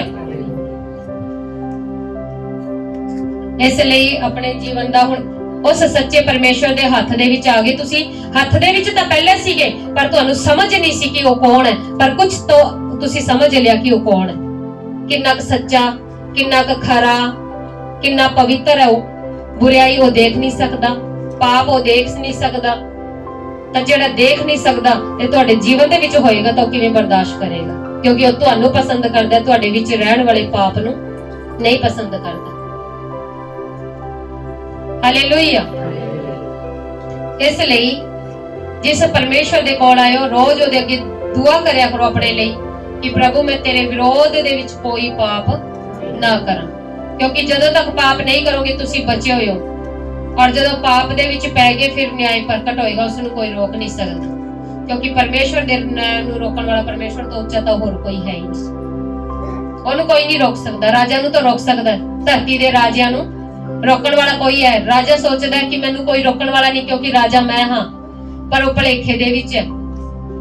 ਧਰਤੀ ਦੇ ਰਾਜਿਆਂ ਨੂੰ ਰੋਕਣ ਵਾਲਾ ਇੱਕ ਰਾਜਾ ਹੋਰ ਹੈ, ਪਰ ਸਵਰਗ ਦੇ ਰਾਜੇ ਨੂੰ ਰੋਕਣ ਵਾਲਾ ਕੋਈ ਵੀ ਨਹੀਂ ਹੈ। ਪਰ ਇਹ ਦਿਖਦਾ ਵੀ ਨਹੀਂ ਜਾ ਕੇ ਜਿਹੜੀ ਜੰਗ ਲੜੋਗੇ। ਧਰਤੀ ਤੇ ਤਾਂ ਕੋਈ ਬੰਦਾ ਕੁਝ ਨੁਕਸਾਨ ਕਰ ਦੇ ਜਾਂ ਕੁਝ ਕਹਿ ਦੇ ਤਾਂ ਜਾ ਕੇ ਲੜ ਲੈਂਦੇ ਆ ਕਿਉਂਕਿ ਉਹ ਨਜ਼ਰ ਆਉਂਦਾ, ਪਰ ਜਿਹੜਾ ਸਵਰਗ ਦੇ ਵਿੱਚ ਉਹ ਨਜ਼ਰ ਵੀ ਨਹੀਂ ਆਉਂਦਾ, ਕਿਵੇਂ ਲੜੋਗੇ ਉਹਦੇ ਨਾਲ? ਉਹਦੇ ਨਾਲ ਲੜ ਸਕਦੇ ਆ ਤਾਂ ਇੱਕ ਤਰੀਕੇ ਨਾਲ ਪ੍ਰਾਰਥਨਾ ਦੇ ਵਿੱਚ ਉਹਦੇ ਕੋਲ ਬੈਠ ਸਕਦੇ ਆ। ਉਹ ਆਤਮਾ ਹੈ, ਜਦੋਂ ਸਾਡੀ ਆਤਮਾ ਉਹਦੇ ਨਾਲ ਮੇਲ ਖਾਂਦੀ ਹੈ ਫਿਰ ਉਹ ਵਾਦ ਵਿਵਾਦ ਗੱਲਾਂ ਬਾਤਾਂ ਕਰਦੀ ਹੈ ਵੀ ਫਿਰ ਉਹ ਸਿਖਾਉਂਦਾ ਹੈ ਕਿ ਕੀ ਕਰਨਾ ਕੀ ਨਹੀਂ। ਹਾਲੇਲੂਇਆ। ਹੈਗਾ ਸੀ ਇੱਕ ਬੰਦਾ ਇਹੋ ਜਿਹਾ ਬਾਈਬਲ ਦੇ ਵਿੱਚ ਜਿਹੜਾ ਪਰਮੇਸ਼ਵਰ ਦੇ ਨਾਲ ਵੀ ਲੜਿਆ ਸੀਗਾ, ਪਰ ਪਰਮੇਸ਼ਵਰ ਨੇ ਸਿਖਾਇਆ ਸੀ ਫਿਰ ਉਹਨੂੰ ਅੱਛੀ ਤਰੀਕੇ ਦੇ ਨਾਲ। ਔਰ ਸਿੱਖਣਾ ਬਹੁਤ ਜ਼ਰੂਰੀ ਹੈ। ਹਾਂਜੀ, ਅਸੀਂ ਚੱਲਾਂਗੇ ਉਤਪੱਤੀ ਦੇ ਵਿੱਚ। ਇੱਕ ਬੰਦੇ ਨੂੰ ਹੋਰ ਆਪਾਂ ਥੋੜਾ ਜਿਹਾ ਦੇਖ ਲਈਏ, थोड़ा सा देख लीजिए, ये पूरा देख लीजिए, पूरा देख लो।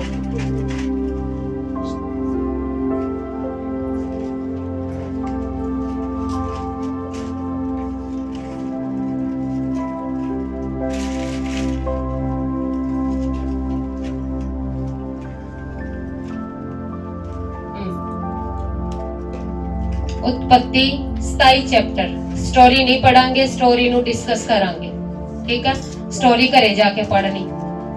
उत्पत्ति 27 चैप्टर स्टोरियां घरे पढ़नी है पूरी डिटेल दे विच।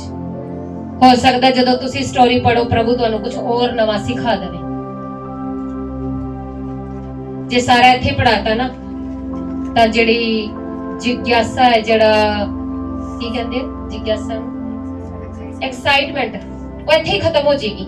घरे जाके पढ़ोगे नहीं। जदों इत्थे थोड़ा दस्या होएगा फिर कुछ जिज्ञासा रहेगी, एक्साइटमेंट रहेगी। घरे जाके पढ़ांगे और जदों तुसी पढ़ोगे तां परमेश्वर तुहानू कुछ और नया सिखावे। हालेलुया।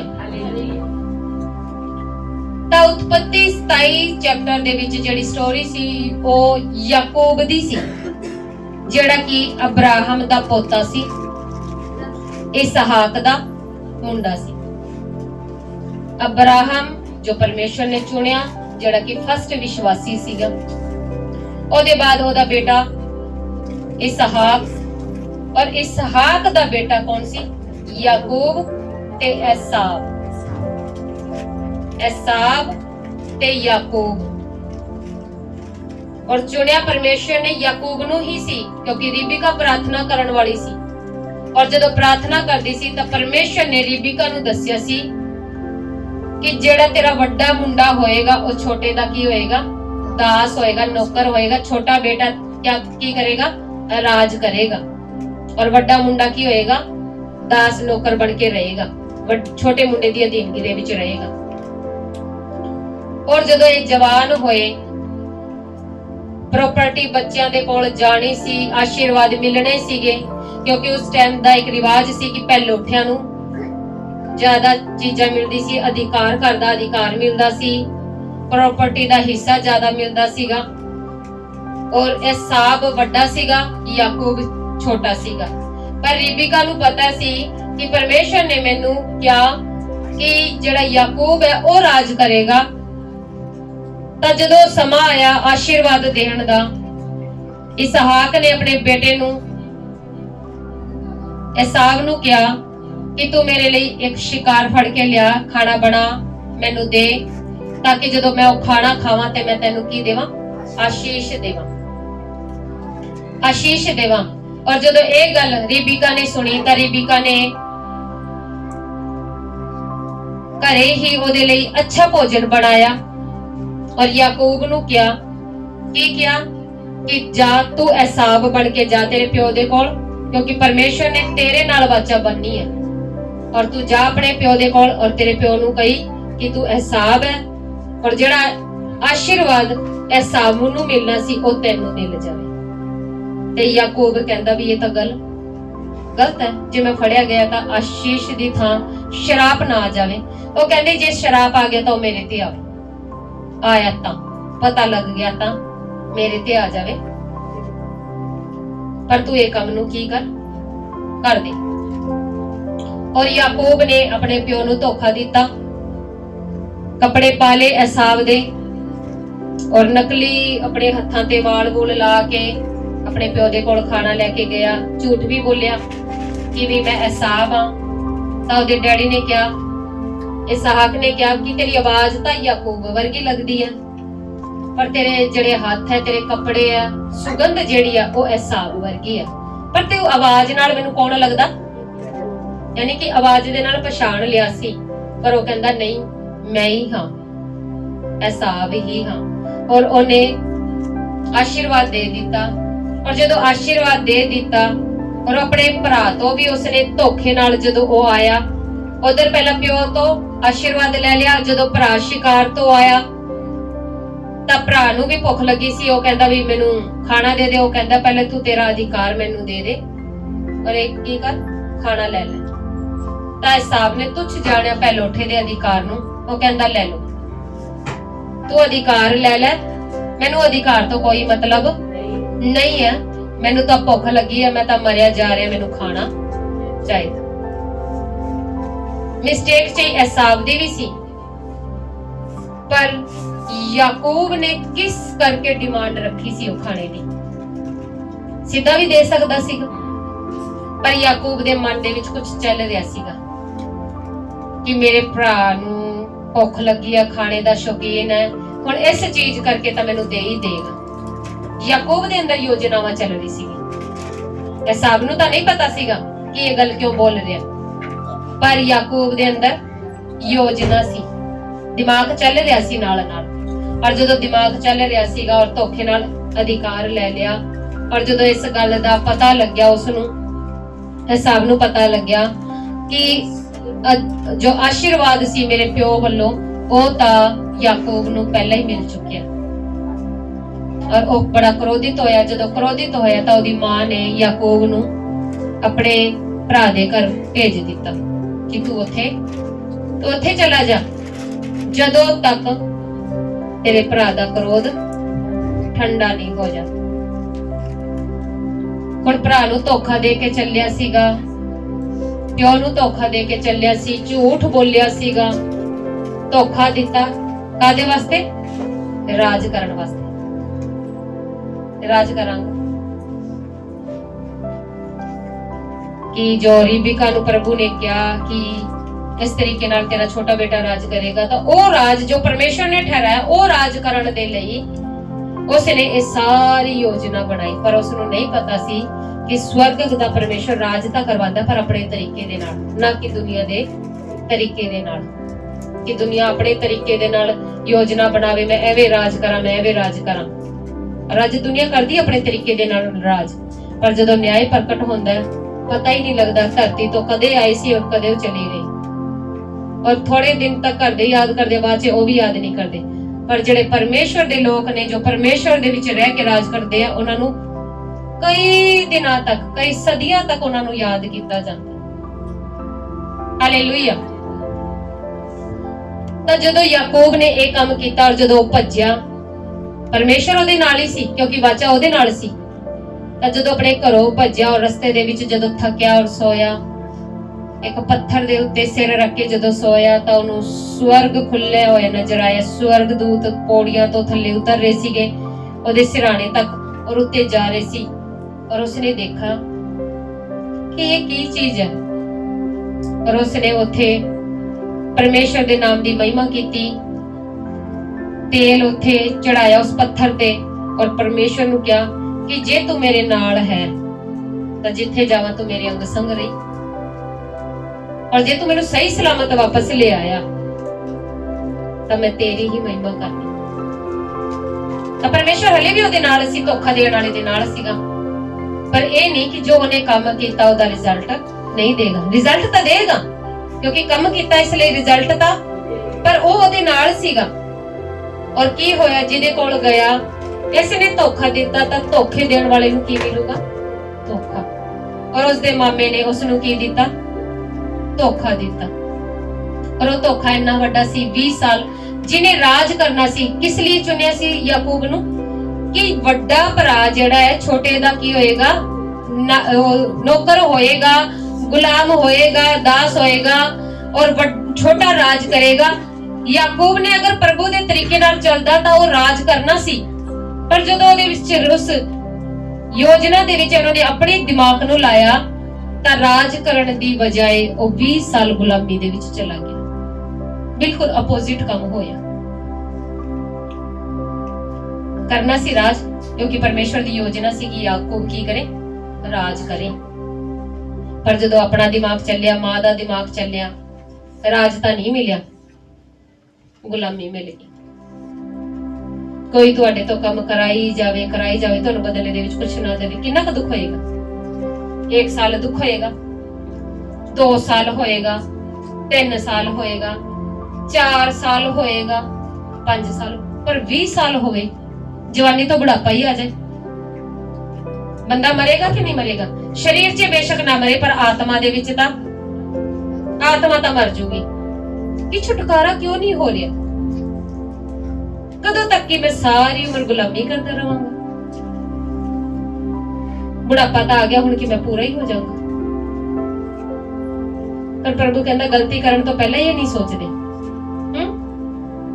ਗਲਤੀ ਕਰਨ ਤੋਂ ਪਹਿਲਾਂ ਤਾਂ ਯੋਜਨਾ ਬਣਾਉਣੀ ਆ, ਐਵੇਂ ਕਰ ਲੈਣੀ ਆ, ਫਾਇਦਾ ਹੋ ਜਾਵੇ, ਪਰ ਉਹ ਫਾਇਦਾ ਨੁਕਸਾਨ ਦੇ ਵਿੱਚ ਕਿਵੇਂ ਬਦਲ ਜਾਂਦਾ ਪਤਾ ਨਹੀਂ ਲੱਗਦਾ ਇਨਸਾਨ।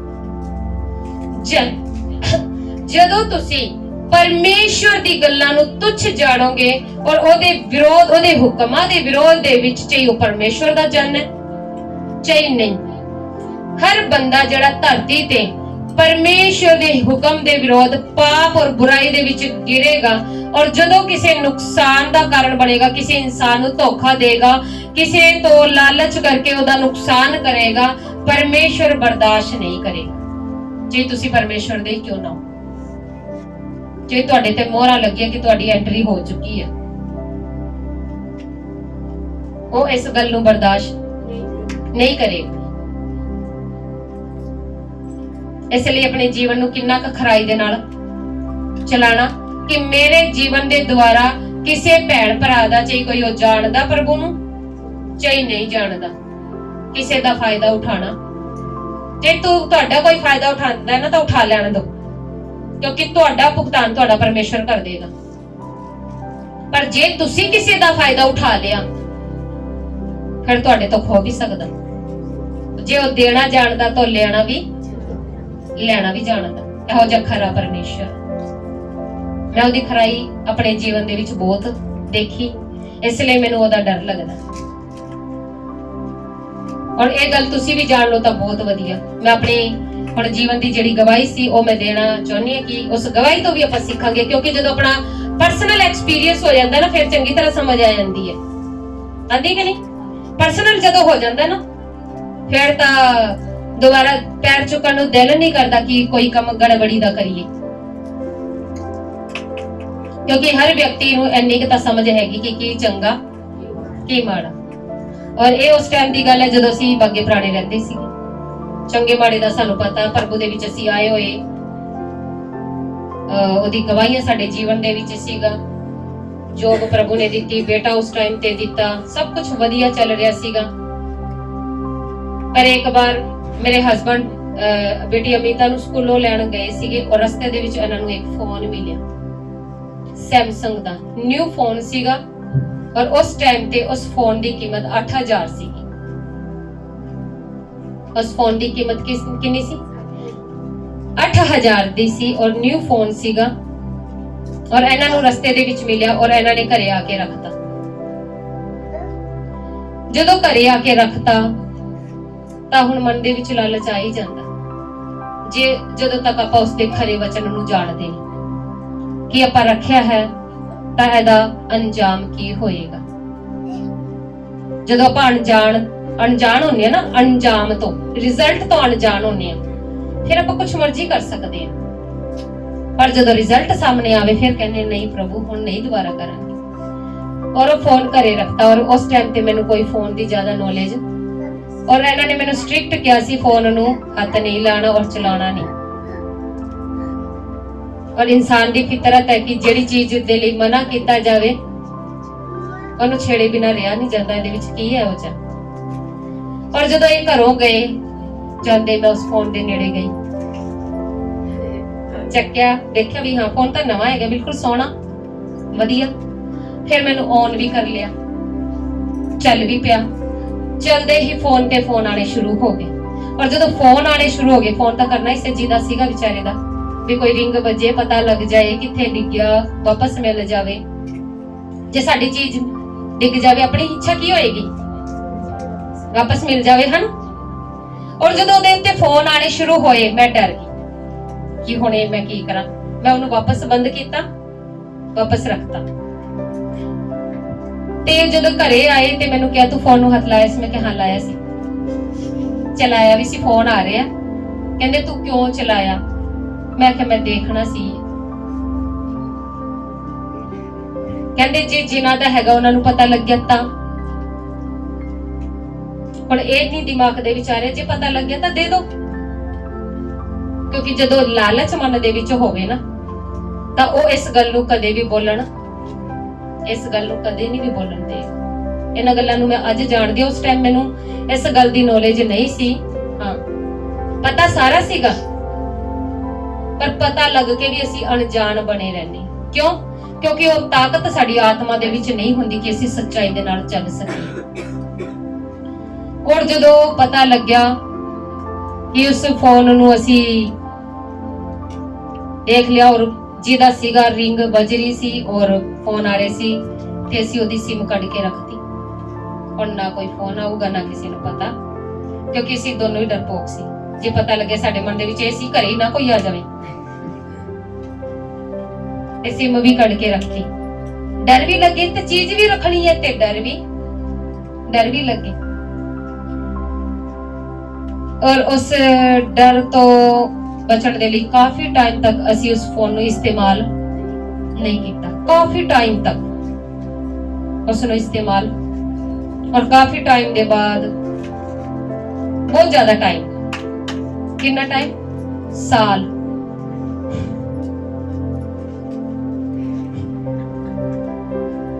ਡਰ ਇੰਨਾ ਸੀ ਪਤਾ ਨਾ ਲੱਗ ਜਾਵੇ, ਪਰ ਮੈਂ ਇਸ ਚੀਜ਼ ਤੋਂ ਅਣਜਾਣ ਸੀ ਕਿ ਜਿਹਨੂੰ ਪਤਾ ਲੱਗਣਾ ਚਾਹੀਦਾ ਉਹਨੂੰ ਤਾਂ ਨਾਲ ਦੇ ਨਾਲ ਹੀ ਪਤਾ ਲੱਗ ਗਿਆ। ਜਿਹਨੇ ਰਿਜ਼ਲਟ ਦੇਣਾ ਉਹਨੂੰ ਤਾਂ ਪਤਾ ਲੱਗ ਗਿਆ। ਔਰ ਕਾਫੀ ਟਾਈਮ ਬਾਅਦ ਅਸੀਂ ਉਸ ਫੋਨ ਨੂੰ ਇਸਤੇਮਾਲ ਵੀ ਕੀਤਾ, ਵਧੀਆ ਵੀ ਸੀ ਫੋਨ, ਚਲਾਇਆ। ਔਰ ਜਦੋਂ ਅਸੀਂ ਰੱਜ ਗਏ ਉਸ ਫੋਨ ਤੋਂ ਤਾਂ ਅਸੀਂ ਸੇਲ ਵੀ ਕੀਤਾ, 4000 ਸਾਨੂੰ ਮਿਲਿਆ ਵੀ ਉਹਦਾ।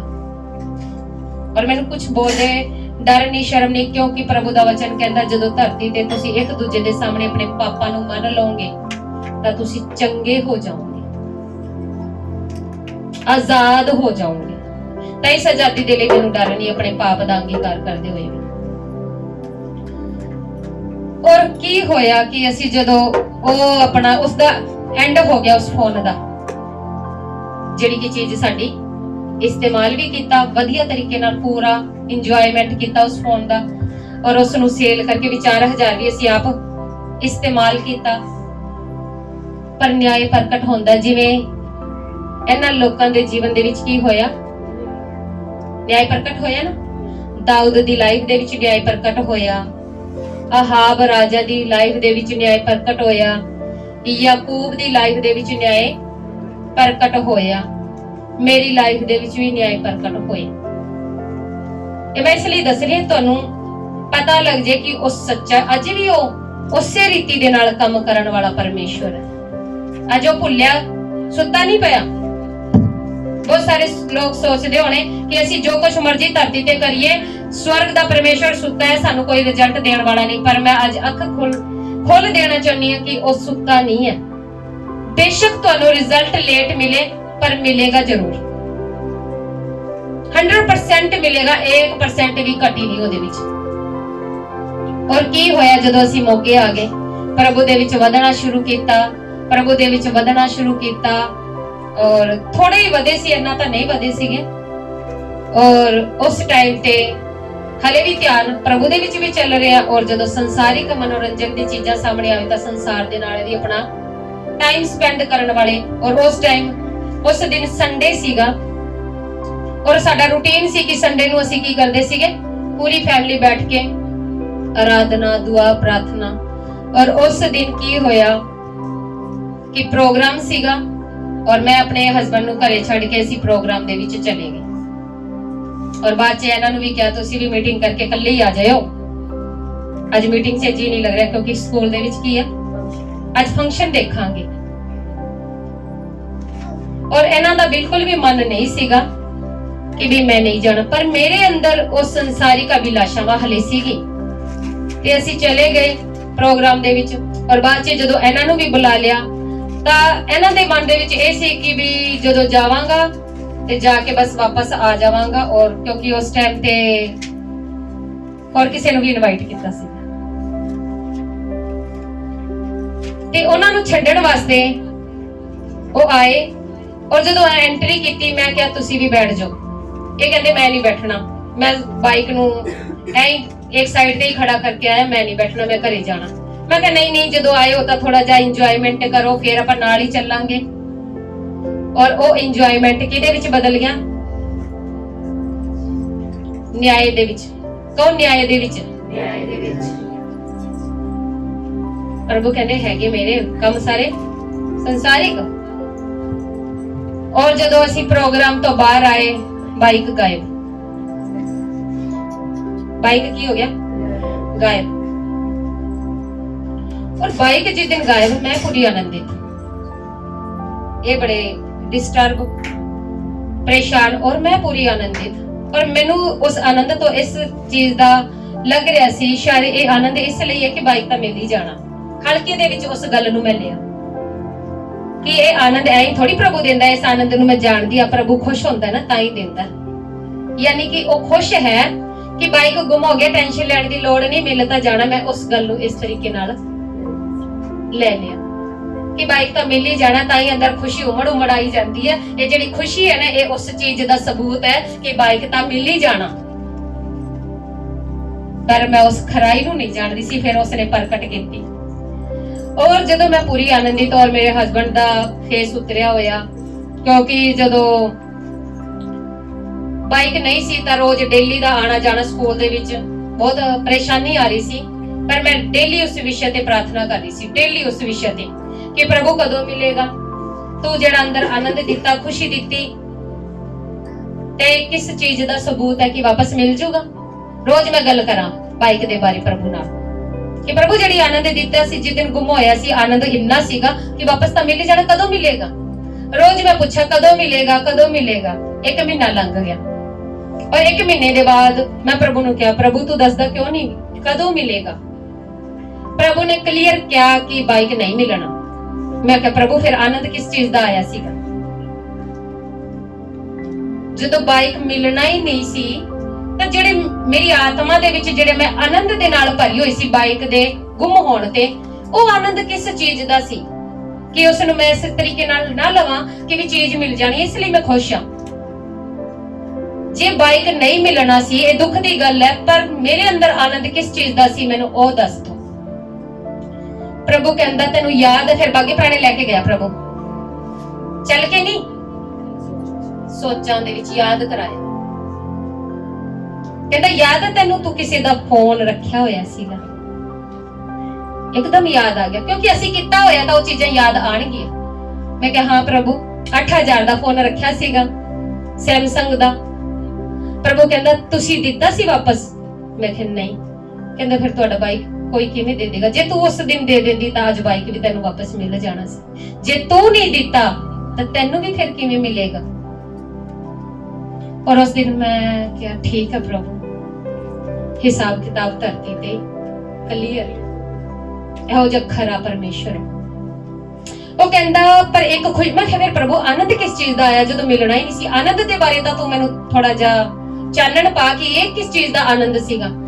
ਪ੍ਰਭੂ ਕਹਿੰਦਾ ਜਿਹੜਾ ਤੂੰ ਰੱਖਿਆ ਸੀਗਾ ਫੋਨ, ਉਹਦੇ ਬਦਲੇ ਬਾਈਕ ਦੇ ਨਾਲ ਹਿਸਾਬ ਕਿਤਾਬ, ਧਰਤੀ ਦੀ ਚੀਜ਼ ਦੇ ਨਾਲ ਹਿਸਾਬ ਕਿਤਾਬ ਕਲੀਅਰ ਹੋ ਗਿਆ।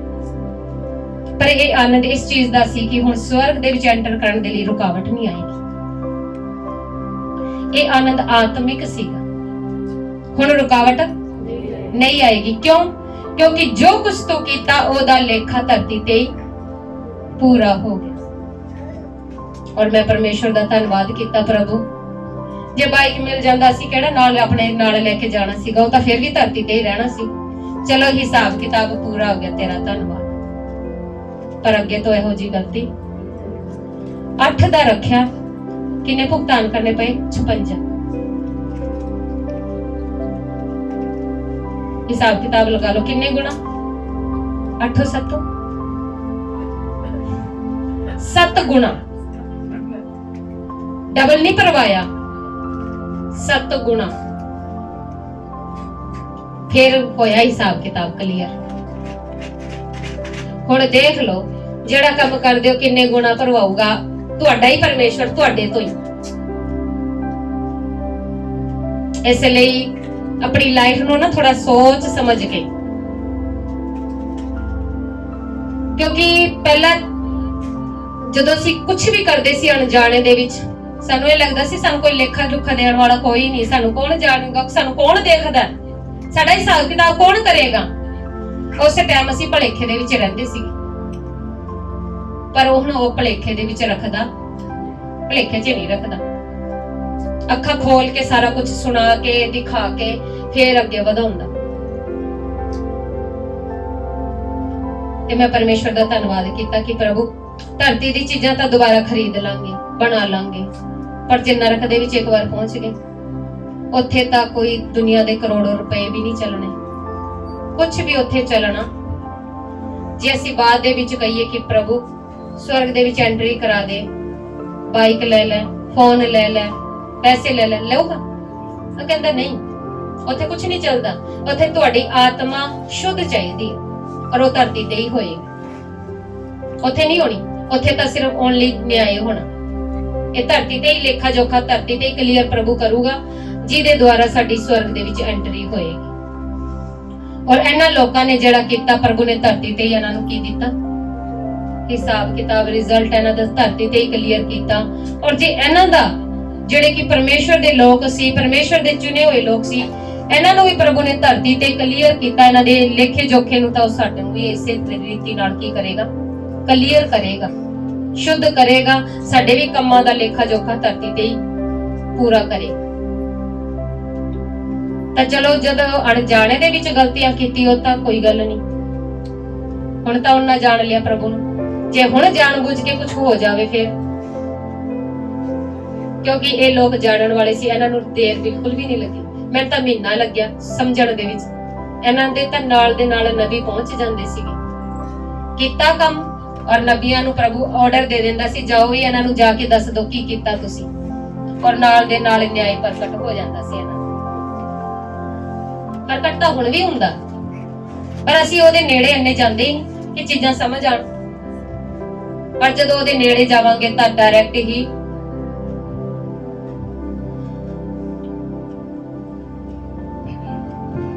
ਇੱਕ ਵਾਰ ਸੁਖਪ੍ਰੀਤ ਭੈਣ ਕੁਝ ਗੱਲ ਹੋਈ ਸੀ ਤੇ ਭੈਣ ਨੇ ਕਿਹਾ ਦੀਦੀ ਤੁਸੀਂ ਸਾਨੂੰ ਕਿਉਂ ਦੱਸਦੇ ਹੋ, ਸਾਨੂੰ ਕੁਝ ਗੱਲ ਦਾ ਪਤਾ ਨਹੀਂ, ਤੁਸੀਂ ਪ੍ਰਭੂ ਤੋਂ ਮਾਫੀ ਮੰਗ ਲੈਂਦੇ, ਸ਼ਾਇਦ ਕੁਝ ਗੱਲ ਯਾਦ ਸੀ ਨਾ।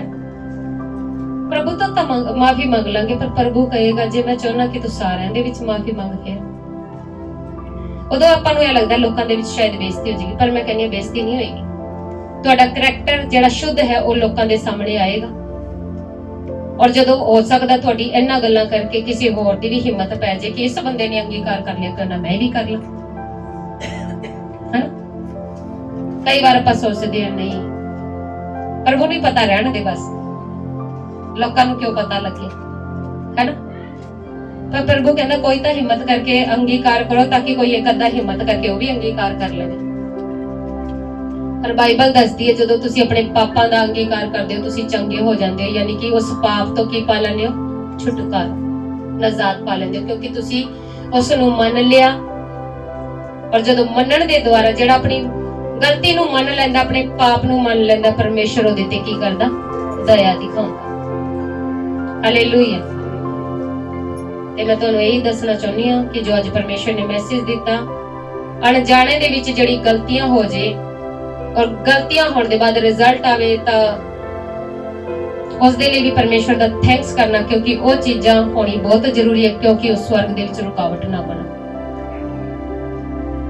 ਕਈ ਵਾਰ ਆਪਾਂ ਪ੍ਰਭੂ ਦੇ ਵਿੱਚ ਆ ਕੇ ਕਹਿੰਦੇ ਹਾਂ ਅਸੀਂ ਤਾਂ ਹੁਣ ਪ੍ਰਭੂ ਨੂੰ ਮੰਨਣ ਲੱਗੇ, ਹੁਣ ਤਾਂ ਆਪਾਂ ਕੋਈ ਗਲਤੀ ਨਹੀਂ ਕਰਦੇ, ਹੁਣ ਨਹੀਂ ਕਰਦੇ, ਔਰ ਪੁਰਾਣੀ ਗਲਤੀ ਕੀਤੀ ਉਹਦਾ ਰਿਜ਼ਲਟ ਕਿਹਨੂੰ ਦੇਵੇ ਪਰਮੇਸ਼ਰ? ਪੁਰਾਣੀ ਗਲਤੀਆਂ ਦਾ ਰਿਜ਼ਲਟ ਕਿਹਨੂੰ ਦੇਵੇ? ਪੁਰਾਣੀ ਗਲਤੀਆਂ ਦਾ ਰਿਜ਼ਲਟ ਕਿਹਨੂੰ ਦੇਵੇ ਦੱਸੋ? ਜੇ ਅਸੀਂ ਕਰਕੇ ਆਏ ਆ ਤਾਂ ਰਿਜ਼ਲਟ ਕਿਹਨੂੰ ਦੇਊਗਾ? ਸਾਨੂੰ ਹੀ ਦੇਗਾ। ਜੇ ਅਸੀਂ ਕਰਕੇ ਆਏ ਤਾਂ ਸਾਨੂੰ ਹੀ ਦੇਊਗਾ ਕਿ ਕਿਸੇ ਹੋਰ ਨੂੰ ਦੇਊਗਾ? ਅੱਜ ਜੀ ਬੇਸ਼ੱਕ ਆਪਾਂ ਮੰਨਣ ਲੱਗੇ, ਅੱਜ ਸਾਨੂੰ ਸਮਝ ਆ ਗਈ ਵੀ ਹੁਣ ਨਹੀਂ ਕਰਾਂਗੇ, ਪਰ ਜੇ ਪੁਰਾਣੀ ਗਲਤੀਆਂ ਦਾ ਵੀ ਰਿਜ਼ਲਟ ਆ ਜਾਵੇ ਨਾ ਤਾਂ ਉਹਦਾ ਥੈਂਕਸ ਕਰੋ ਕਿ ਧਰਤੀ ਤੇ ਹਿਸਾਬ ਕਿਤਾਬ ਕੀ ਹੋ ਗਿਆ, ਕਲੀਅਰ ਹੋ ਗਿਆ, ਕਿਉਂਕਿ ਧਰਤੀ ਤੇ ਹੀ ਹਿਸਾਬ ਕਿਤਾਬ ਕਲੀਅਰ ਹੋ ਗਿਆ ਤਾਂ ਬਹੁਤ ਫਾਇਦੇ ਦੇ ਵਿੱਚੋਂ। ਜੇ ਅੱਗੇ ਨਿਆਂ ਦੇ ਦਿਨ ਜੇ ਪਰਦੇ ਉਠਣ ਫਿਰ ਕੀ ਹੋਏਗਾ, ਕਿਉਂਕਿ ਉੱਥੇ ਅਸੀਂ ਸਾਰਿਆਂ ਨੂੰ ਜਾਣਦੇ ਹੋਵਾਂਗੇ। ਇੱਥੇ ਤਾਂ ਆਪਾਂ ਥੋੜੇ ਬੈਠੇ, ਉੱਥੇ ਰਿਸ਼ਤੇਦਾਰ ਵੀ ਹੋਣਗੇ। ਨਿਆਂ ਦੇ ਦਿਨ ਸਾਰੀ ਦੁਨੀਆ ਦੇ ਲੋਕ ਸਾਹਮਣੇ ਹੋਣਗੇ। ਜਿਨ੍ਹਾਂ ਦੇ ਨਾਲ ਗਲਤ ਕੀਤਾ ਹੋ ਸਕਦਾ, ਜਿਸ ਭਰਾ ਦਾ ਅਸੀਂ ਫੋਨ ਚੱਕਿਆ ਉਹ ਭਰਾ ਵੀ ਸਾਡੇ ਸਾਹਮਣੇ ਹੀ ਹੋਵੇ। ਪ੍ਰਭੂ ਕਹੇ ਦੇਖ ਇਹਦਾ ਚੱਕਿਆ ਸੀ ਤੂੰ, ਇਹਦਾ ਰੱਖਿਆ ਹੋਇਆ ਸੀ ਹਨਾ। ਫਿਰ ਉਹ ਕਹੇਗਾ ਅੱਛਾ ਇਹਨਾਂ ਨੇ ਲਿਆ ਸੀ ਮੇਰਾ ਫੋਨ। ਤਾਂ ਕਿੰਨੀ ਭਲੀ ਗੱਲ ਹੈ ਕਿ ਸਵਰਗ ਦਾ ਖਰਾ ਪਰਮੇਸ਼ਰ, ਸੱਚਾ ਪਰਮੇਸ਼ਰ, ਪਵਿੱਤਰ ਪਰਮੇਸ਼ਰ ਧਰਤੀ ਤੇ ਹੀ ਸਾਨੂੰ ਉਹਨਾਂ ਦਾਗਾਂ ਤੋਂ ਕੀ ਕਰਦੇ, ਸਾਫ਼ ਕਰਦੇ।